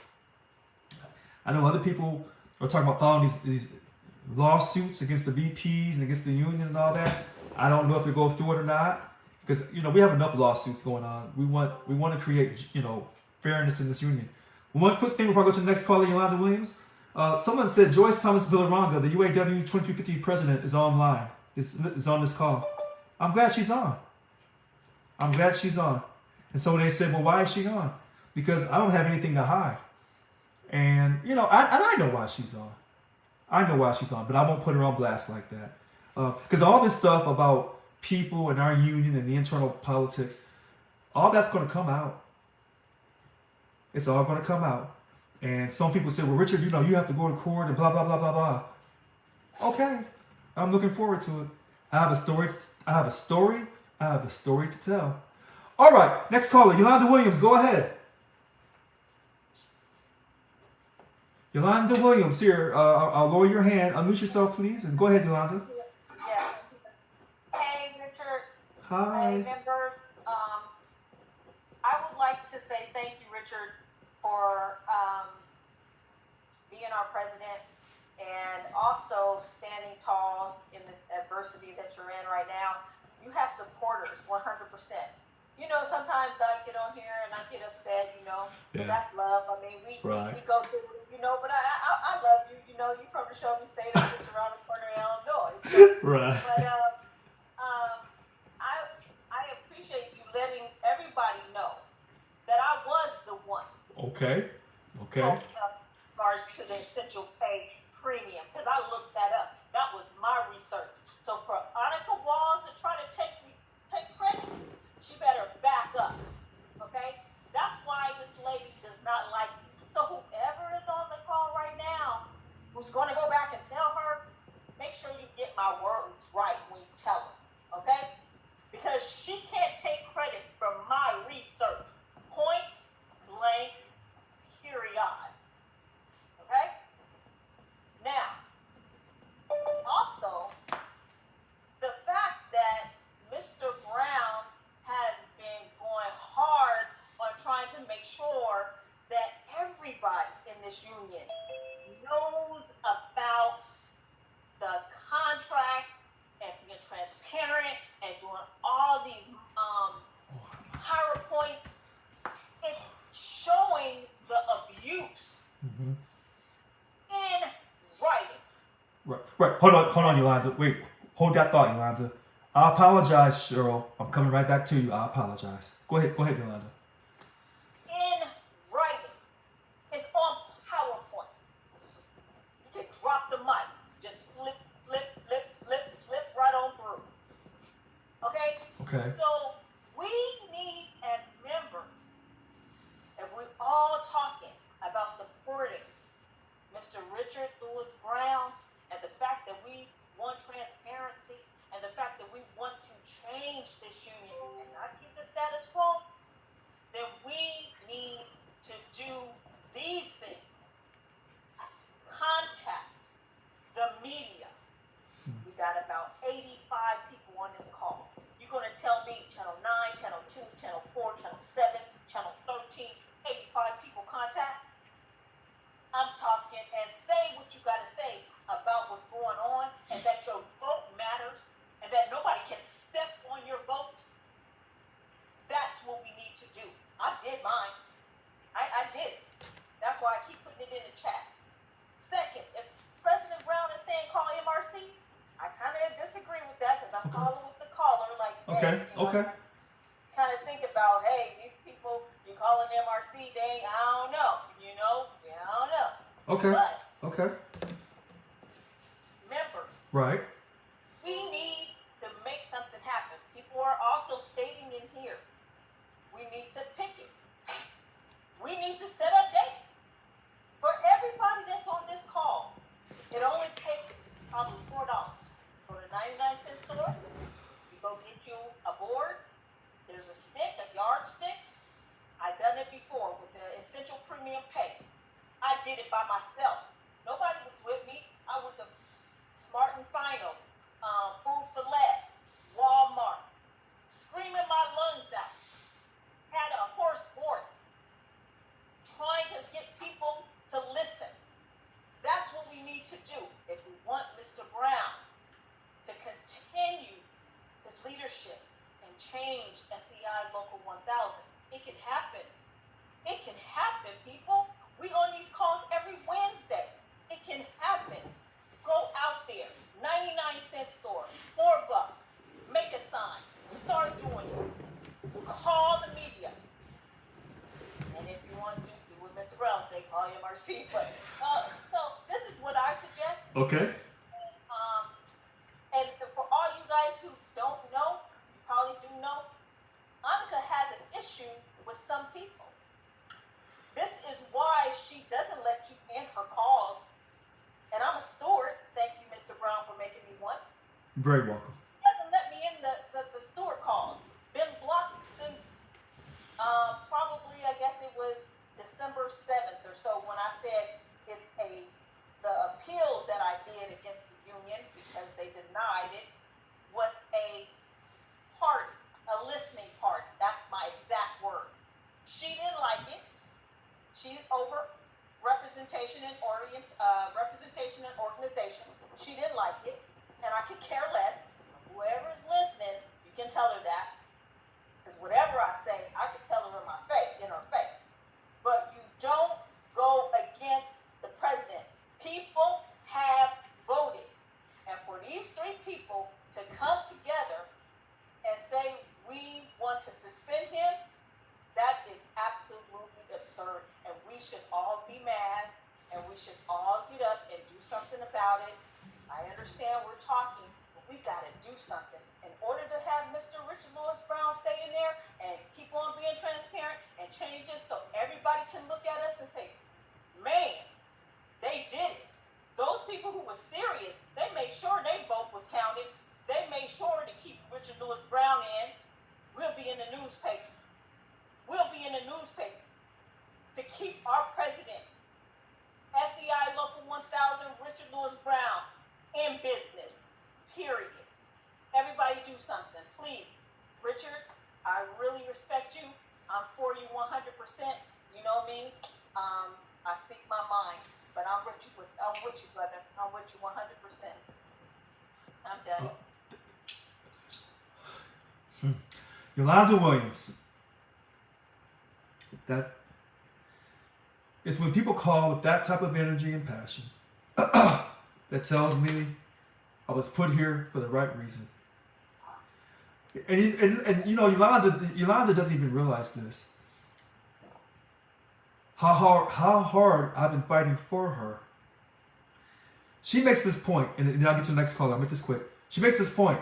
If you pay your money, your case should go all the way up to arbitration. Because if it doesn't, then why did you pay your money?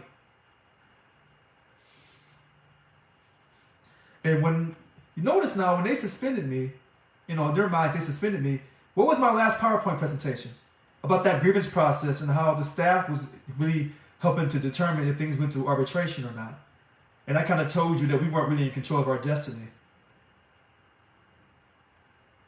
I want y'all to remember that. Those PowerPoints that are up on our website, I have told people over and over and over again, please download those PowerPoints, because I've exposed everything, and maybe I exposed them too much. And so, sometimes the truth hurts. All right. And the picket that she's talking about against the union and stuff, that's coming. That's coming. All right. Next caller. Oh, Cheryl. So here, let's go to Cheryl. DLC 768 President Cheryl Allen. Go ahead, Cheryl. Thanks, Richard. Yolanda's a hard act to follow, but I'm going to give it my best shot. Well, I know you can do it. Go ahead, Cheryl. Okay. I just wanted to really, basically, she kind of said everything that I was going to say. Okay. When we're in these positions, we have a lot of choices and we have a lot of options.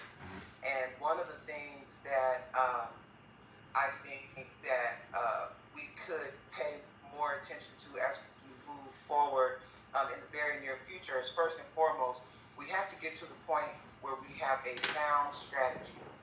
And while I understand and agree with my team member when he stated in the chat that you keep your friends close and your enemies closer, that much is true. But in the same time, in speaking to my veterans, I know that when it came time for war, you guys weren't sharing what your strategic and your plans were when it came to, taking down the opposer or the enemy. So with that being said, and while I understand and respect your level of transparency, we need to do things correct and in order. And one of the first things we need was that we need to hunker down and make sure that whatever it is that we're going to do is kept within the family, closely held within the family, so that when it's done, it is done in a way that is not only effective, but it is impactful. Okay, so I'm talking a little bit about organizing, which is basically the same thing that Yolanda Williams was saying. There's several different options that we could take in order to not only get the word out, but retaliate and bring it all the way back full circle to where it belongs, which is right back in your hands. Because ultimately, as Brother Rick was saying, it's about the vote. It's not about who likes or doesn't like. It's not about what you say or don't say or how it is that you say it. The bottom line is that the members voted, and they voted for you. Now, if somebody is still upset about that, then if they want to be fair and mature about it, they have 3 years in order to turn around and out-organize you. But I suspect that the intimidation comes is because they realize that in 3 years you really will be an unstoppable force if they do not pull out all the stops and try to get you to basically bow and buckle by stripping you of your powers and where you are currently. So to that I say, while we're planning, while we're coming up with these different ideas of what it is that we need to do, first and foremost, let's stop. Let's create different groups and subgroups of strategic organizing. How it is we're going to attack this, where it is that we're going to attack this, how is it going to be most effective when we do it. Because see, it's one thing to make a whole lot of noise. You can easily tune somebody out if they make a whole lot of noise. But if you are getting the attention of the right people, if you are shutting stuff down, if you are making it hard to basically ignore the action, not so much the noise, then you're going to get your desired effect. So now you had the votes to win, no one else did. That right there is your leverage. Now I'm not going to get too deep. I'll talk to you later or in a closed session, or when you get to the point where you choose to have a closed session. Right. Then I'll divulge the ideas that I have and how we can not only retaliate but recuperate the position that was rightfully yours from the gates. So I just want to encourage you to stay strong and diligent in what it is that you're doing. I want to encourage my number one soul brothers and sisters who are on this phone call at this particular point. Keep thinking, keep being creative, and when you have a new or different idea, go ahead, jot it down, because soon come you're going to get a phone call, a text message, or an email from me, and I'm looking for soldiers. I'm looking for boots on the ground. I'm looking for somebody who's coming to shake the gates and make a difference and turn this thing back around. Okay. Thank you very Wait, much. and Cheryl, before you hang up, Cheryl, I gave a shout out to a E.B. Lynch that came up with the brilliant saying, "I am Local 1000." And I know years ago, they were doing this stuff years ago when somebody had said, "We are Local 1000." And then I said, of course, inspire the impossible. But I remember a young lady a few weeks ago said, "Save our union's life. Do you have soul?" And that person's name, DLC 768 President Cheryl Allen. Okay. Because you know, when people have brilliant sayings, I will not steal. I can create my own sayings, but your saying and the others, brilliant. Brilliant. And don't let no one steal your saying, Cheryl. Don't let no one steal it. All right. Next caller, Will Buckley. Go ahead, sir. Here, I'll take your hand down.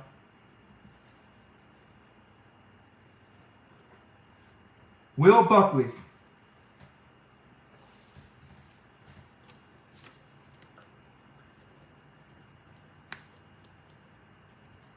Will Buckley, are you there?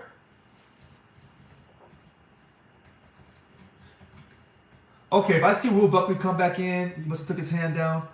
Okay, I see Darren again. So, but we want to get to DLC President Miche Roy 705. So go ahead, Miche.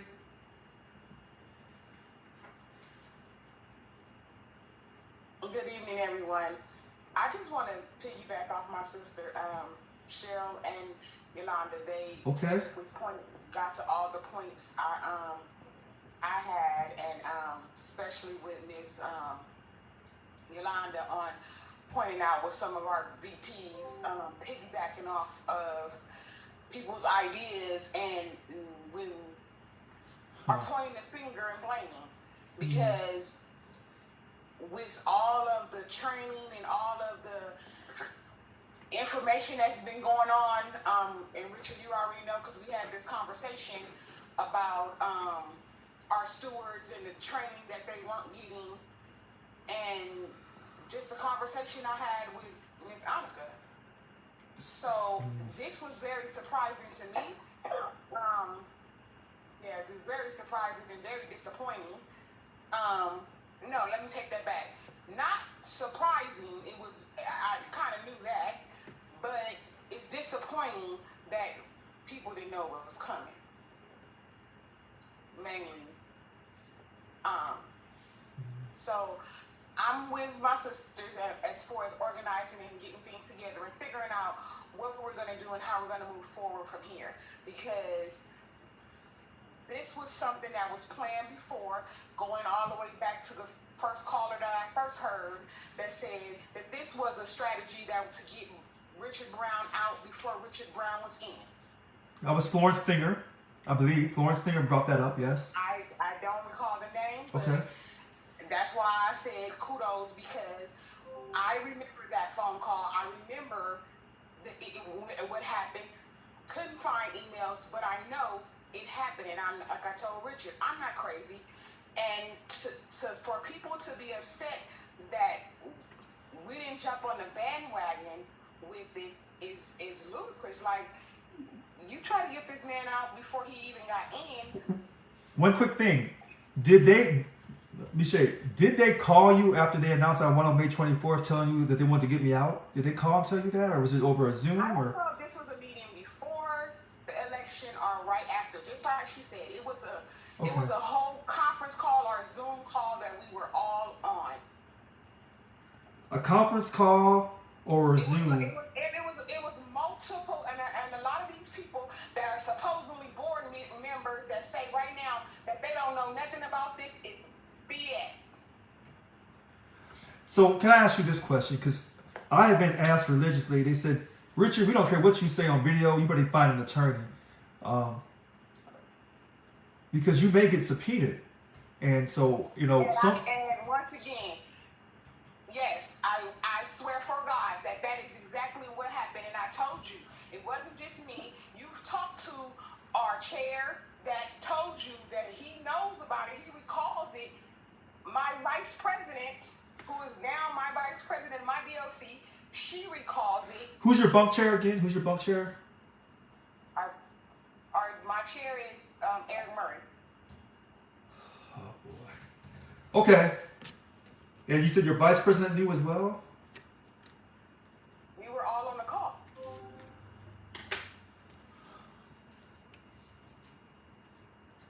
Yeah, see, this is why I said I know that this happened. And then when we called to this big old meeting, and we have to go to this meeting in October, that I get a date for a few days before. Yeah, you said we have a problem with our president. We do. We got these problems. We need to talk to our president. We need to deal with this. But the dates we got was given to us at least 2 weeks before. Like, I worked. I do my own thing. You can't tell me I have to go to this appointment. So I was basically like what we call outcast because, oh, you couldn't go to this meeting? Yeah, Richard Wake, that you sent that message. So that meeting was that. Okay. So my point was he made a statement. Richard Wake made an appointment. Right. A point to make a statement that I lied about knowing about the meeting that was on October whatever dates. But my point to that was it don't matter whether I knew whatever I knew.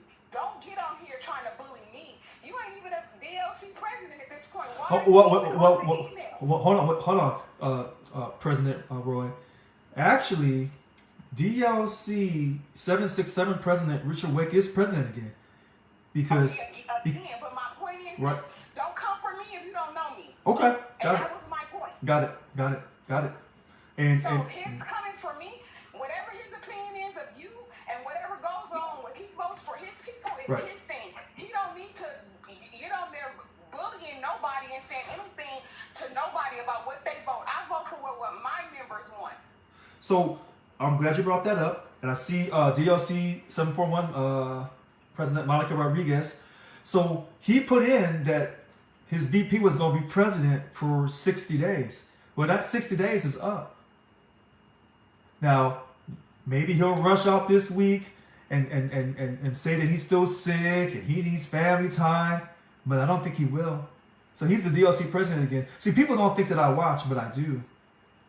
Well, I don't know. Yeah. Well, I step in, step out, whatever you want to do. I don't know how you want to do it. Okay. But I'm the wrong one for you to come for. This is my DLC. I run my DLC. I got it. You run wherever you being voted for. You play those games up there. You call yourself bullying who you want to bully. Okay. So I'm glad that people are.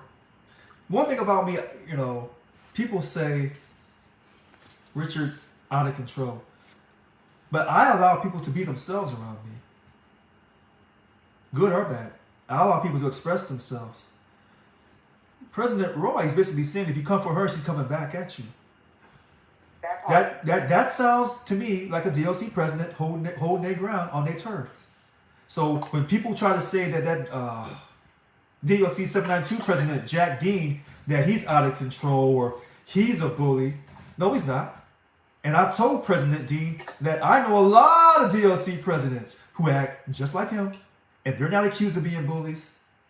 So let's get it all aired out tonight.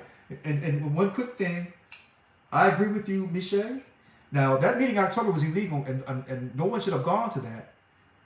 Now, I know that DLC 772 President Mary Dela Cruz said she sent a letter to our chief counsel, Ann Giese, asking, is this meeting legal or not?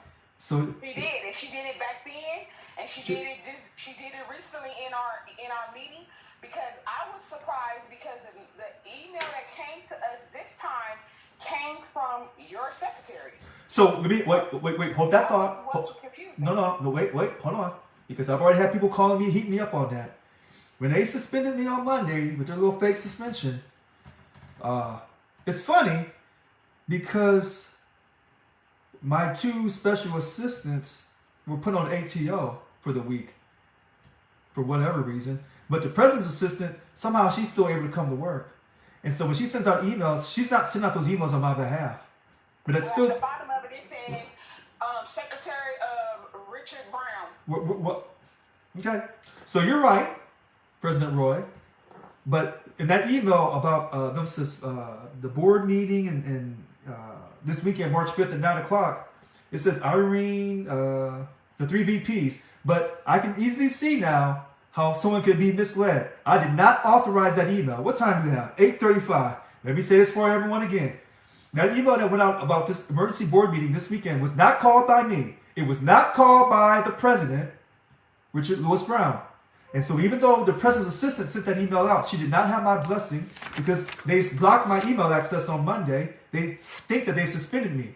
I did not authorize that. And anytime you get anything that has the president's name, the president's assistant, Michelle Gardner, coming from my office, that is not accurate.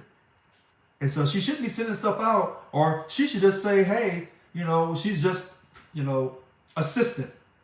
Because I'm not authorizing her to send that stuff out. Period.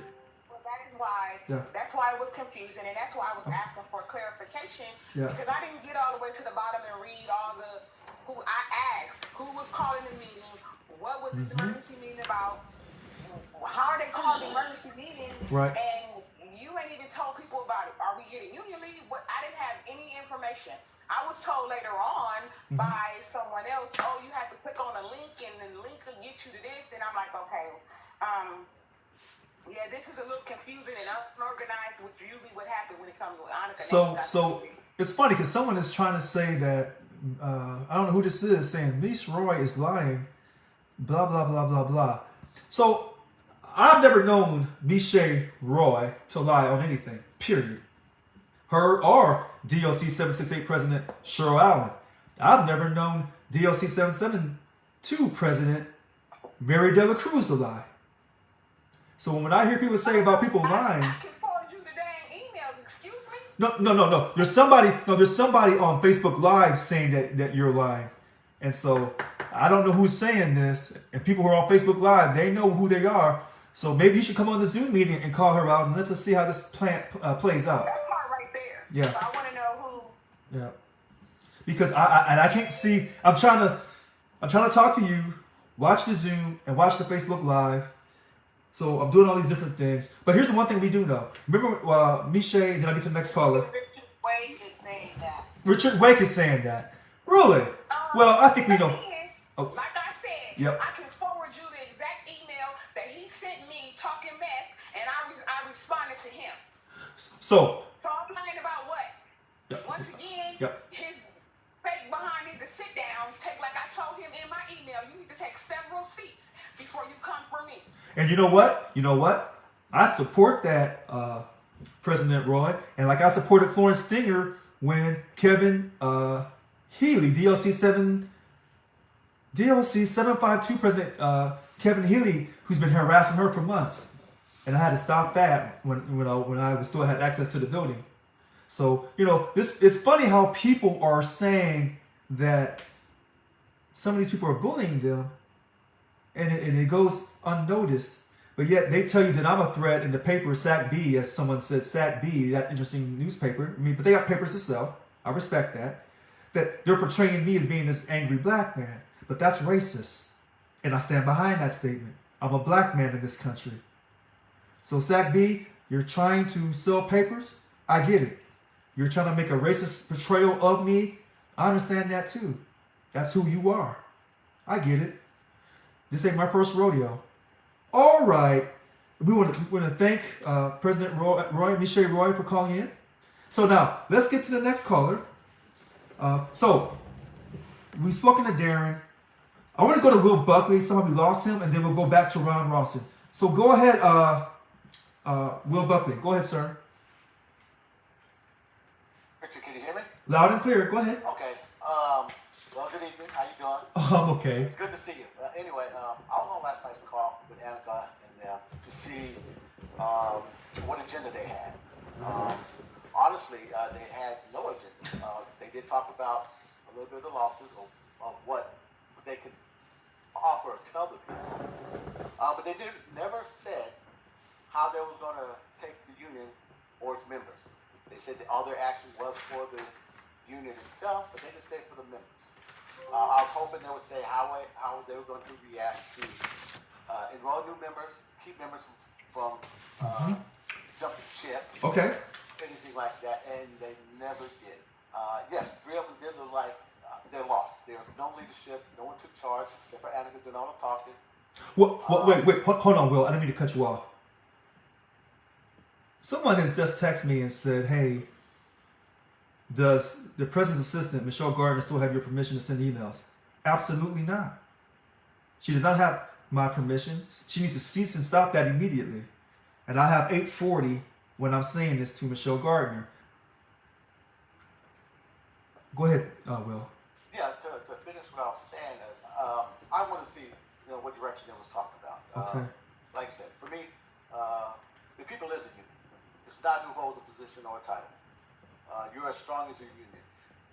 They said nothing whatsoever if they was going to carry on what you started. Now, I think the fear is, yes, you do things differently. Some of the things I may not agree with, but you are a strong leader. And people are scared of strong leaders, especially when they got a good following. From a military standpoint, that I've always said, you and I talk, and I talk to people at my building about you and got the votes. Now, my DLC president is Bill Hall. I know him personally for almost 20 years. He is a weak DLC president. What he told me when I asked him is how you keep being president, he said that nobody runs against him. That's correct. That's correct. That is correct. For me, as a president, you should be going throughout my building, seeing how each member is doing, what their needs are, how you can represent them, and try to garner more new membership. He has never done that. No, he doesn't have to, because he told you that since no one will challenge him on running, then he doesn't do anything. Yeah. And which, as a president, you should be doing work. That's correct. That's correct. That's correct. Only time I see him is around the contract time, when he's trying to, talk about the contract. That man is fearful of me. When I jump on Facebook and I do mention in the comments, I put my real name down and tell everybody, come see me. Last time, I forgot her name, maybe about 2 months ago, she was down there taking new membership. Bill saw me, and he was talking to her and took off. So when I went to talk to her, she questioned, why did Bill give me this look and take off? I said, because he fears me. I would challenge him because he does not know what he's doing. But like I said, he's unchallenged, and people don't know. He has no problem in my building, the contract building. Because I do talk to my members. They come to me when they want something spoken of about the union or for the union itself. And now, another thing, as a vet, yes, you should thank a vet, because if it wasn't for myself, which I'm a combat vet, and my predecessors, you'll never have the rights you have now to do or say what you do. Now, also being a combat vet, you do have to coordinate. We do coordinate with our Air Force, Army, Navy, whoever. Okay. Because it has to be a coordinated strike, and we got to support one another. That's right. Remember, the laws of physics. For every action, there's a reaction. Now, people don't want to get involved unless it's messing with their job or their money. As for the Sacramento Bee, I saw this little segment on a few days ago when they said you got suspended. Yes, they sell papers. But see, they only tell it one side. Now, if we're going to do something and it's going to be in the news, they got to be a reason why to garner the news itself. Mm-hmm. The truth got to come out. Because like I said, it was Sacramento Fox did show only one version and said that you were suspended due to this. Right. That was it. So I do, like I said, keep in contact with my members in Oakland. Like I told you, if Bill gets his way, they want to go. And that's because of past history from Yvonne Walker. Because UNIT has never done anything for us old guys or people who've been working there for 20 plus years. Mm-hmm. Now, when you came aboard, you gave hope. And that's one thing our members need, hope. Somebody who's going to fight for us. Like I said, if Bill and them gets their way, there's no strong leadership where people want to follow. Now, myself, if there's no strong leadership, I ain't following. It's hard for a leader to feel follower anyway. But you've been doing all the legwork. We see results. You open up the books, which we thought may have been happening, with the money. Well, it came to effect. So we just had to find, as a union, as members, we need to find some ways, like I said, keep you on board, fight for you, so you can turn around and fight for us. Because right now the main money they was talking about essential workers pay and the 21% across the board. Like I said, if they had their agenda last night, then rest assured that these are still on the table, that they're going to fight for it. They never did. Now, some of the members on tonight's call, I seen them on the call last night. So I think a lot of them were for you being ousted. Yes, that's correct. So I am, like I said, when I make a comment, I'm not going to hide your name or hide behind my comments. I challenge anybody out there. And Richard Wade, he's just one of these antagonizing people who just not having like to start things going. I just say, let the facts come out. Let's get you back in office so you can do what you do and fight for us. Remember, union's only as strong as its members. So, you know what? And you're right. And, a lot of people are saying, they got to get Richard back in office. I haven't left office. Now, they're going to try this hard this weekend to get me up out of here and kick me out of the union altogether. The people who are on here who support MTC or Bill Hall, they have a lot of information to take back. Let me say this. They will have a plan, and it's going to come quick. Because when they hear you say they don't have a plan, then they're just going to, quote, make up one. And a lot of it will come from what I've already been saying. Because I've already addressed all the problems and how to correct it. But they don't want to correct those problems. And they're not going to be transparent either. They tell you they are, but they won't. And listen, people are created. And some people have blessings on certain things. And then we all have weaknesses. Annika Walls is a nice person. But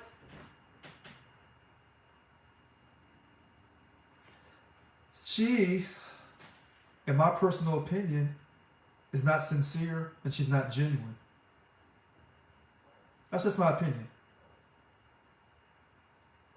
And the people who are part of the MTC following, they're all pretty similar. Yvonne's people, or should I say Bill Hall and Irene Green, they kind of tell you up front they're not playing games with you. And I respect that. But other people smile in your face. And I was trying to build an alliance with Annika and David. And I said, listen, in the next election, I want to run again. And I would love to run with y'all. And we should work together. Because we know that Irene won't work with us. And I was trying to work with Annika and David, even though I know they didn't want to work with me. So I was trying to show good faith. And they said, well, no, we don't. It's too early for that. But I always knew in my heart she was already campaigning, which is the same thing that the prior administration had said about Annika. Funny thing, she hasn't changed. She hasn't. And she's not going to, because this is who she is. Because she views, these people view themselves as politicians. And so when they tell you that politicians are our bosses and we have to, get their A-OK to do things, that tells you they don't believe in a union. They believe in a social justice gathering. And they run around, they want to, view themselves as being important people. But they don't care about you. They never have and they never will. Now that's a strong statement for me to say. But I want people to understand something about Annika Walls. I met her back in 2014. There was no Annika Walls until I met her, and I was trying to put my slate together when I ran in 2015, and I met her, and we met at this restaurant downtown in Sacramento, and she met this other lady, and they started speaking Spanish, and then Annika stopped talking to me. She decided to go with these other people, the other lady, and her name was DLC. At that time, she wasn't a president, but she is now DLC 787 President Ruth Ibarra. And they're best friends. See, there's a lot of background history on these people. So when I tell you about somebody that I know, I'm not making things up. I'm telling you what it is. And it's up to you to accept it or not. Once you see how a person is, you can't really ask them to change because that's not who they are. So when a person shows you who they are, then you have to accept that. And you really can't get mad at them. And I'm not really mad I'm not even surprised with David and Annika. They finally decided, okay, this is our time to get Richard out of here. We can run him now. But they've been tricked and hoodwinked and misled and deceived. Now, maybe they've made a deal with Bill and Irene, and they're all going to share the power together. But I want people to remember what they just said. And then I'm going to get to Ron Rawson here. Will said, a strong leader. Now, everybody knows I'm a true alpha dog. Some people say I'm an alpha monster, as I affectionately call myself. You don't have no true monsters with MTC or Irene or Bill. They all fashion themselves as leaders. Well, we're all leaders here in Local 1000. But you got to have that president who's strong, that sets the pace, that creates the culture of excellence for a union. And when they try to tell you, well, we all want to create these committees and subcommittees, and we're all leading this together, and we all do things by committee, that's not going to work. Now, some jobs, some organizations, that's their philosophy, and they run like that. I'm going to tell you this, because I never really have said this before. Unions don't work like that. You got that true union president that sets that pace. It takes one to beat one. And Yvonne Walker knows in order to beat her, you got to go at her. We don't agree personally. We don't agree on how to do things for a union. But I've never lied to her. And when I had to say things to her, I said it to her face. I didn't run behind her back. I didn't, try to stab her in her back. Because she's been stabbed in her back by a lot of people. And even though I'm being stabbed in my back, we can't really stab me in my back because I knew that you weren't with me to begin with. And I know this hurts for people to hear this, but it's the truth. And so Annika and David has played their roles. And they played it brilliantly. But now, as someone said on here, the mask is off. Where for some people, the mask was never on. We saw through them right from the very beginning. And they say that, all this financial malfeasance and all this and that. Well, that's very funny. Because, when David was running the budget committee and we were talking about all these different things, he wasn't talking about no financial malfeasance then. He wasn't. And they know how that building got paid off. And I know how that decision was made. Let me stop talking. All right, I'm so sorry. So where is Ron Rawson? Huh? Where is he at? He done dropped his hand. Oh, go ahead, Ron. Go ahead, Ron. Hello, President Brown. Hello. Hey, so we have been devastated over this news, and we support you 100%, and we're in the fight with you. And I know a lot of them have spoken, Kelly Newby and Flo and Linda and those. And we stick together with a strong delegation, and I know Mary's hand is up as well. Okay. So just know that you have a delegation of nurses behind you that are ready to fight. We do need a clear-cut strategy, and I've told you that. Yes, you have. I think that calling the MRC is enough. I think they control the narrative there. Yes. And what gets documented or whatever, that's like null and void. Right now, we should be going to I don't know if we filed an injunction in the courts yet. Mm-hmm. I don't know because basically in your hands you have the data from Survey Monkeys that have been conducted that says this board does not speak for the members. You have that data, and that should be part of the lawsuit. So wait, Ron. I want to go back to that injunction. You know that the lawsuit against me from Bill Hall, that we had attorneys through the union. We had outside attorneys helping me handle that lawsuit. And as of Monday, when they suspended me, ironically, the 3 VPs said, "Oh, well, by the way, those outside attorneys will no longer help you fight the lawsuit." So when you talk about getting an injunction, those outside attorneys could have easily helped me, but they've been dismissed, and now they're telling me that they can't. They wasn't the last of the motion kids. So They went to what? I'm sorry. They were not the last attorneys alive.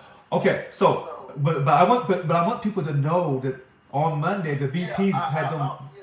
Okay. So what you're saying is basically how slimy they were to reach to your attorneys that they were paying that were being paid through the local, and to send them a cease and desist that they're not to represent you any longer, right? But Yeah, because I want people. Because people have been asking me. I just Okay. said so people should hear loud and clear. Okay. That after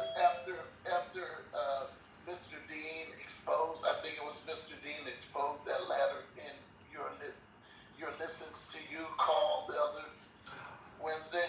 About the letter from Teresa Taylor, the email. Yes. Yes. I think that Teresa Taylor really showed their hand before time, so they had to act because the cat was out of the bag.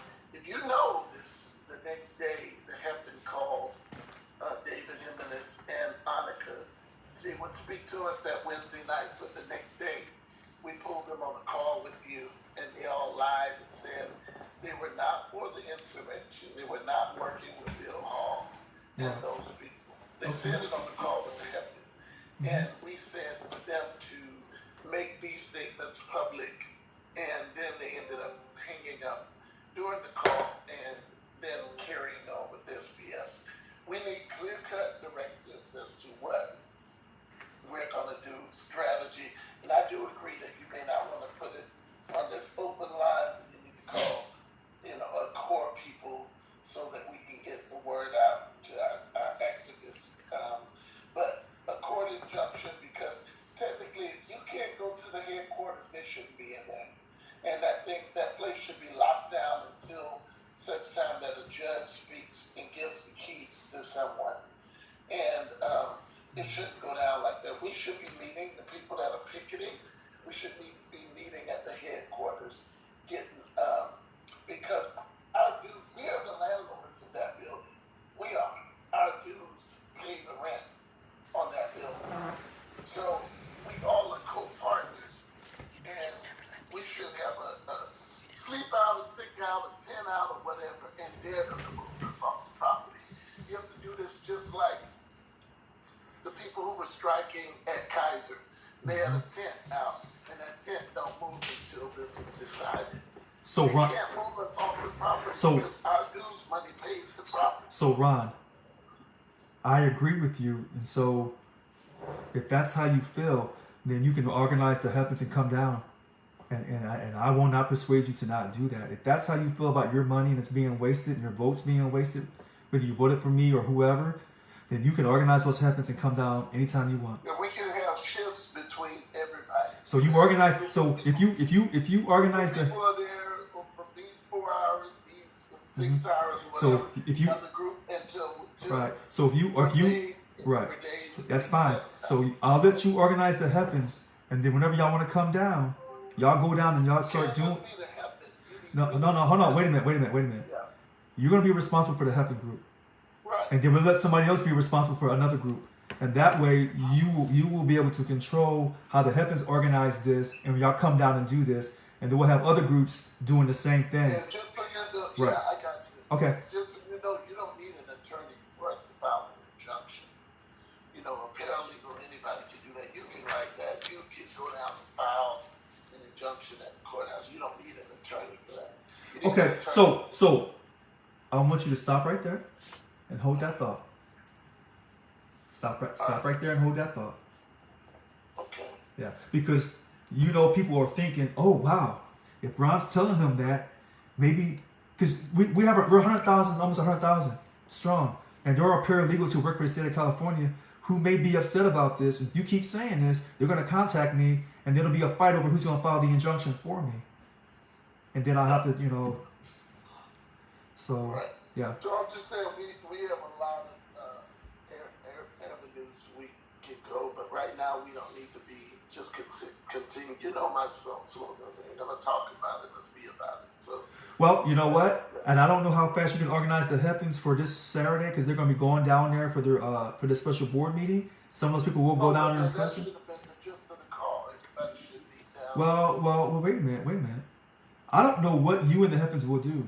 Remember, even though I'm the president of Local 1000, I found out really quickly that people do what they want to do. Sometimes they'll listen to me, and sometimes they do what they want to do, and they tell me afterwards, "Hey, Richard, we did this to help you." And you know what I say? Thank you. Thank you. Yeah. Yeah. Yeah. And we'll so that you have our support. yeah. And look, and I want everybody to know this. Ron Ronson told me some things months ago. And Ron was saying things that other people were saying. And what Ron was doing was he was verifying my heart. And I did not follow my heart, Ron. And I apologize. I'll get this corrected. That's a promise. Same people that I said, you don't get rid of them. Okay, Ron. Yes, Ron. Yeah. You're right, Ron. You are right. All right. So I see. All right. So now we can go back to Darren. Go ahead, Darren. Well, I want to close this out. I know it's getting late, but Okay. When we talk about the media, when we talk about SACB, we talk about Wes Van Tysher, and we know Wes is in the other group's pocket because every Twitter story that he writes that gets published in the newspaper just so happens to typically match bullet points being pushed by Bill Hall or Teresa Taylor. So basically he just regurgitates what he's fed from them. So we always know that he's always one-sided. He's not a real reporter. He's just basically an information disseminator. I'm going to encourage you to stay like Gompers. Fight this like Gompers. Because we need instigators. Right now we have a bunch of folks that are administrators. So wait, did you say that we need respectful agitators or instigators? We need respectful agitators Okay. and instigators. Okay. Because Okay. I may upset a few people, but the stress of the fight has already caused some other items to happen on the other side. Okay. And I know a lot of people don't deal well with stress when they know they're wrong. Right. That's right. So if you keep up the pressure, keep up the agitation, like a true union is supposed to do. Because right now, in the good words of Jimmy Dore, who fights for union rights, we got a bunch of shitlibs on the other side that are trying to fight for something that does not belong to them. It belongs to the members. And we as members will defend what belongs to us as members. So we need to agitate. We need to shake the cage, as Cheryl Allen said earlier. We got a lot of people that are willing to do what needs to do. So Those folks have that energy to use to their discretion to help us fight a contract. Well, guess what? We're going to use that energy to make sure that we get you back to where you need to be at. And so listen to this. You're going to get a lot of time because they're not going to sing Kumbaya with me. And so whatever ideas that you have, I would have you reach out to Ron, to Cheryl Allen, because there's 100 million things going on that I'm dealing with right now. And when Ron gets those heavens together and they go down and they camp out and the news media comes to watch that on the parking lot, that's one thing. When Darren gets his group together and they go down on the other side of the parking lot, that's another thing. When Cheryl Allen gets her group and goes down, that's a third group. So sometimes people think, well, all the groups should come together and make one group. Maybe y'all do that. Maybe you don't. But here's the one thing I do know. Whatever you and Ron and Cheryl decide to do with your different groups, tell me about it after you do it. Because I want people to be respectful because they're portraying me as being this angry black man. If you go down there and someone says something to you and you fire off on them, they'll say, well, Richard made him do that. No, Richard didn't. Richard said, let's be respectful. But when people are mad about their money and their vote and they're Americans, you get what you get. You get what you get. And then some of these people are veterans who are willing to die for the country. And you know, I can't say nothing to them. Oh, you already know. I got to let them go. So everyone has strong feelings. And when they were trying to say that I was trying to provoke all this violence and telling the people from Lansing County to come on down and stuff and blah, blah, blah, blah, blah. No, I wasn't. What I was telling people is, I respect you and I respect your freedom of speech and I respect your American way of living your life in this country that supposedly is still a free country. I just don't know right now. There are some of us that believe, as much as you do, that when you lead a union, you lead all of us. You don't lead a certain segment of us. And this is something that other group is A union is a union based upon its whole, not upon its part. You see me writing that down.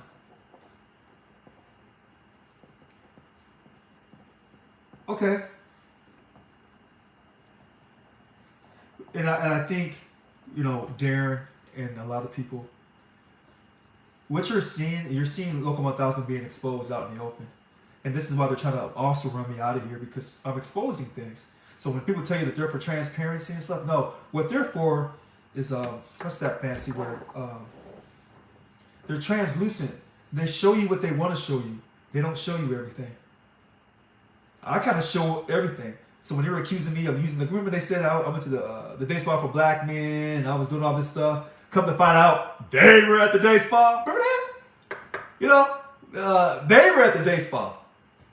Remember they said that I was just, you know, he's got that rental car and he's just driving all around town. You know, I'm driving to work sites. I'm driving to meet people at their homes because no one can talk to me openly. They don't want to come to the building and let people in the building see who I'm talking to. So that they'll get ratted out because they know there's spies in the building. So I got to drive to people's homes all during the week and on the weekends. Take out of Sacramento trips to people because they're too afraid of being bullied. And then come to find out they taking trips to Israel. I love Israel. I'm pro-Israel. I'm pro-Palestine. I don't want to get myself in no trouble. So, you know, all these allegations that they were saying about me, and come to find out, I wasn't even the problem. And you know, it's funny, in the budget committee meeting, those meetings are confidential, so I'm not trying to release no information, but they were talking about the credit card statements. Let me tell you what gosh. So they were saying, you know, let's review the credit card statements and all this and that. And I said, review it for what? Just put it all up. They can continue to see me get my shirts dry cleaned and blah, blah, blah, blah. That's it. And they said, well, let's review it first. Review it for what? I'm not saying who said it in the budget committee, but when these people come from me and they start to really say he's done these things and these things wrong, you watch how I start to really dig in on people. And I got a lot of information on a lot of people, and they know it. So how far do they want to take this? This ain't my first rodeo. It's not. It's not my first rodeo. So wherever they want to do. Okay. All right, I'm done. So let's get to the next caller. Thank you, Darren. All right. So we talked to Mary. We'll come back to Mary and Derek. Trisha. Here, let's go to Trisha. Go ahead, Trisha. Okay, Richard. I'm here to talk now. I have been your supporter since day one. And we spoke about the elections. We've spoke personally. And I need all of the members to stand up and show their support. This hasn't been brought up tonight, but the protest elections for president has been brought up. And I see that Tony's on the call. And if it does go to protest, which it should, I feel like it should, because then it will prove fair and square that you won the election, that all of us need to stand up and re-vote for you to prove that it is legitimate. So if it goes to re-election, let's go. Let's do it. And I feel everybody should stand up that even if it goes to re-election, then it's proven fair and square. I've never heard of this, Trisha. You said there's something about It's all on Facebook tonight. About a revote of the election? Yes, about whether you won fair and square because the election is not true because Tony was on the election with you and Tony, he wasn't eligible. Wait a minute. Trisha, hold on a second. So they're saying because Tony ran for president and they're saying he wasn't eligible because it's been proven right tonight on the SPD audit or, you know, whatever trial he was going through, which Tony's on the call, he can vouch for it or whatnot. Okay. That he wasn't eligible to run for president. They're posting the video and everything tonight of Tony sitting next to you at one of the meets, and they're saying that the election wasn't eligible, that it's up for revote. So I responded saying that let's go, let's repost it and see who's the eligible president. So here's what I'll say, Trisha. You know, I don't know if what you're seeing is accurate or not. I don't know. Because we know when people put stuff on Facebook, when I put stuff on Facebook, you can take it as the gospel truth. Other folks put stuff on Facebook, you just don't know. You just don't know if they're telling you the truth or not. So, you know, let's suppose that he wasn't eligible. And so, if he wasn't eligible, then all those votes, I think he got over 1,000. So you say, well, who would have got those votes? Hard to say. And, you know, maybe that's why they're really rushing to get me up out of office, because they know if they have a re-election, I'll get more votes, and then that's going to destroy them. So I don't know. Tony hasn't reached out to me and said anything to me. He has my number. So he's on the call. That's the reason I wanted to bring it up. Okay. I do see his name, and you know, I do like Tony, and I do agree. He's called the bluff on most of the people.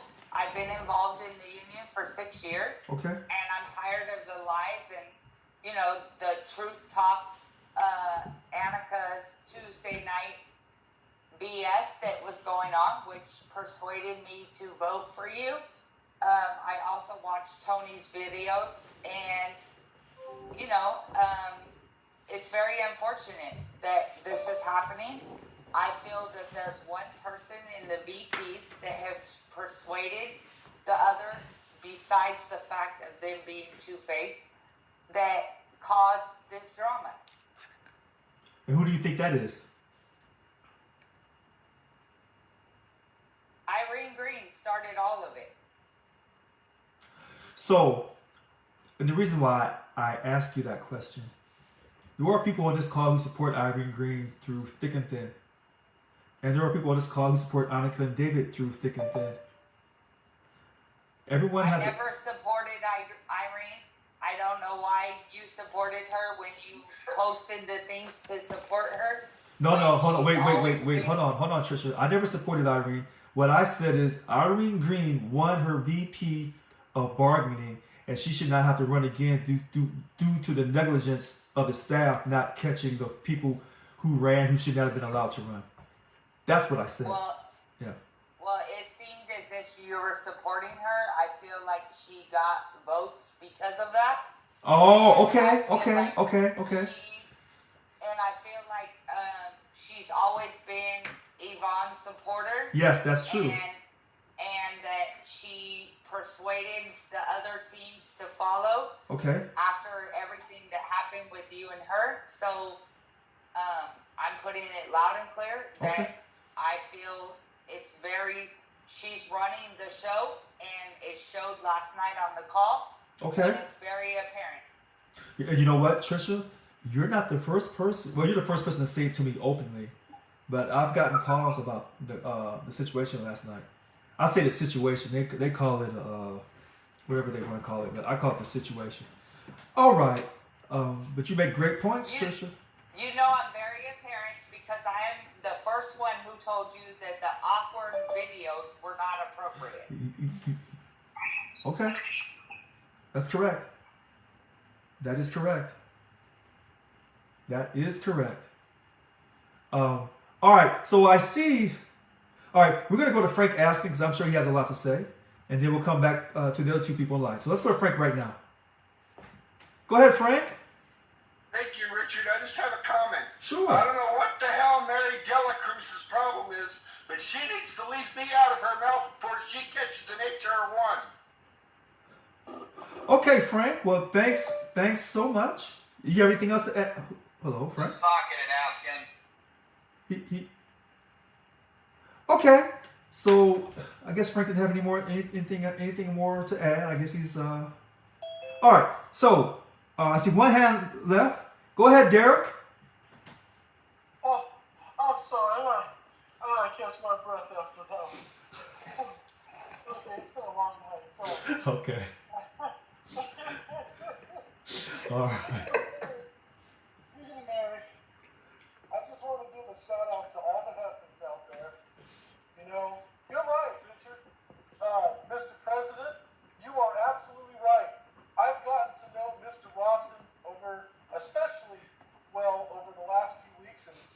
he's in a way made me rediscover and find myself again too.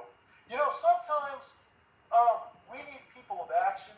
We need people that are doers. We don't need those who teach. We need doers. We need people of action to lead us by example. And let me tell you, some might not agree with Ron, and I'll tell you right now, he is tough as nails, and that's what we need. So, Ron Rawson, I support you. All right. He's. If you want to get this going, you let me know. I will be right there, Captain Ron. I'll be on your team, and we will get this going, and we will take that action, and we will demonstrate what real strength in numbers looks like. Okay, that sounds good, Derek.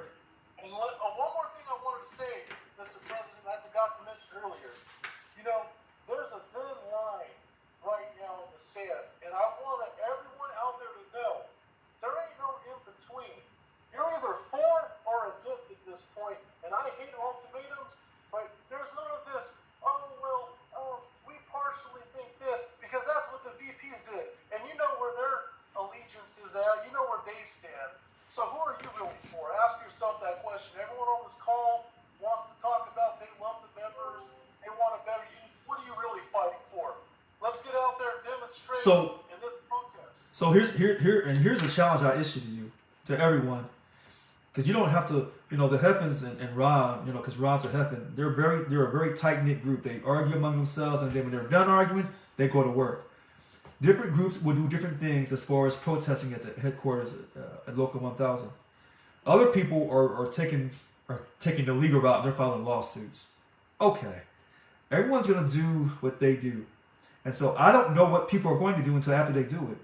So one thing I want people to understand tonight, if you see Ron and a bunch of Heppens down there and they got all kinds of costumes on and they're parading around, don't think that I told them to do that. Don't think I was in charge of that. Yeah. Mr. President, Yeah. this is all on us. Yeah. We are doing this because we are 1,000. We are Local 1000. I am Local 1000, and I want people to understand this. When I do something, you'll know. Let me put this out there one more time, clear, so everyone listening, Okay. and KSACB is listening. Okay. This action has nothing to do with President Richard Lewis Brown. This is the members of Local 1000, and this is what we stand for. And you know what? I hope that people do this and don't do a lot of talking, because I'm getting ready to do some actions too. I'm just not saying it. So, people say, what about your strategy? What about your plan, Richard? They said I didn't have no strategy, no plan to win the election either. All right, moving on. Finally, we're going to end this call. Mary, take us home. It's 9:18. Take us home, Mary. Okay, thank you, Richard. So All right. Hold on, wait a minute. Me. Oh, okay, I'm practicing my vocals because you know what? One thing has to do too is sing like a bird. And so earlier, Okay. My colleagues, my sisters, DLC presidents, Mika or Michelle came on. Yeah, she's 100% correct. And I encourage, let's network with each other, as DLC presidents and all of those here, because I will tell you, if you want to take some notes, I can tell before you got sworn in, before you got elected, yes, I heard them. You want me to give out names? Yes. Time. Well, Let's Harold Bond, Cindy Doyle. Wait a minute. You said Harold Fong was talking about getting me out before I was sworn in? Oh, yes. In fact, before you got sworn in, we were talking about Plan B and C, and I'm like, wait a minute. Harold Fong, Cindy Doyle, and who else? Annika, of course. Oh, yeah. There was Ruth Ibarra was part of that. Kevin Manager was part of that. They were doing Jared Reese. Wait a minute. Jared Reese was part of that? Jared Reese? Ruth Ibarra, all the members, Dana Mesa, all of them. Dana Mesa. Well, that's weird. That's weird. Court. We're okay because we were there. We heard it with our own ears, and like my sister said, it is true. And I have a copy of Michelle who is acting. That's the first thing. Getting I'll get to that in a minute. But yes, there's a whole list, Richard. So if you need names for court, please feel free. Hold on. I'm ready to sing like a bird. You know what? You will be subpoenaed. I really believe that. And here's the other thing. On a side note, Mary, I was going home from work, Local 1000, and I saw Harold Fong on the street, somewhere in the downtown location, and I stopped. He acted like he didn't recognize me, and I spoke to him, and he was talking to me, and I met his sister, a very, very lovely lady. She's like, "Well, who is this?" I never forgot that. How she was so interested in me and how she was looking at me, but yet her brother hates me. I found that so interesting. But go ahead, Mary. Go ahead. Yes. So I just want to let you know that, yes, we are there for you. If you need to subpoena me, feel free. I will testify under oath. Because as far as I'm concerned, we take no prisoners, okay? Okay. There's a real deal going on here. And I want... Go ahead. No, you go ahead. No, and I want people to know, when they decide what day it is to come down and camp out and protest at the Local 1000 headquarters. I don't live too far from headquarters. Everybody knows where I live. And so if you need to come in and get something to drink or eat or something, or I need to bring it to you, yes, because I should be in town. So I want people to know that.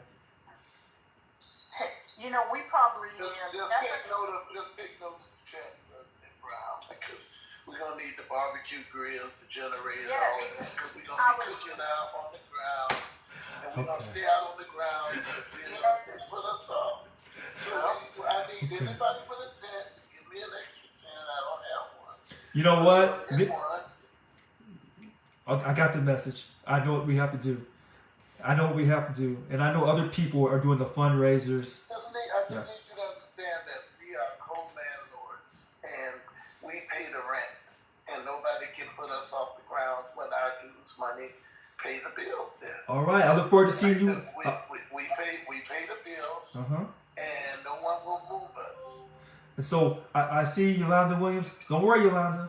And so when Ron gets the heppies together and they come... Everybody come on now.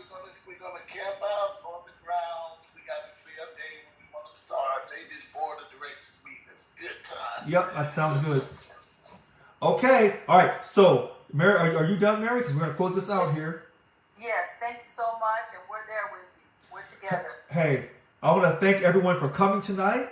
As you know, we didn't have a hard cutoff at 8 o'clock. you know how to get that little dig in. Because, listen, when people are expressing themselves and they're hurting, you can go all night. You try to do it in a couple hours. And that's why I talk really fast, so everyone can express themselves.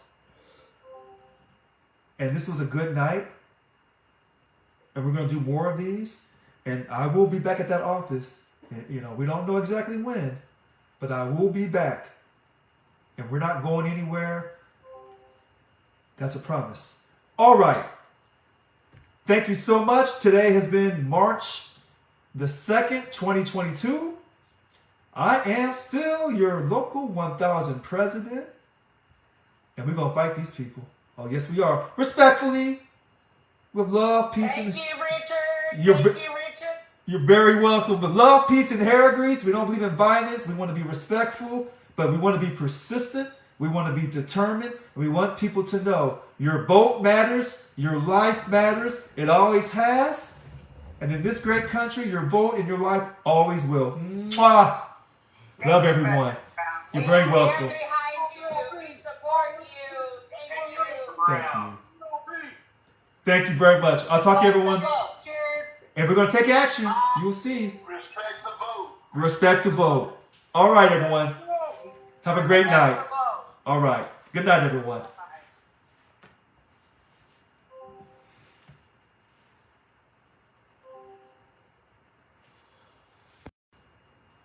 You should have let me in.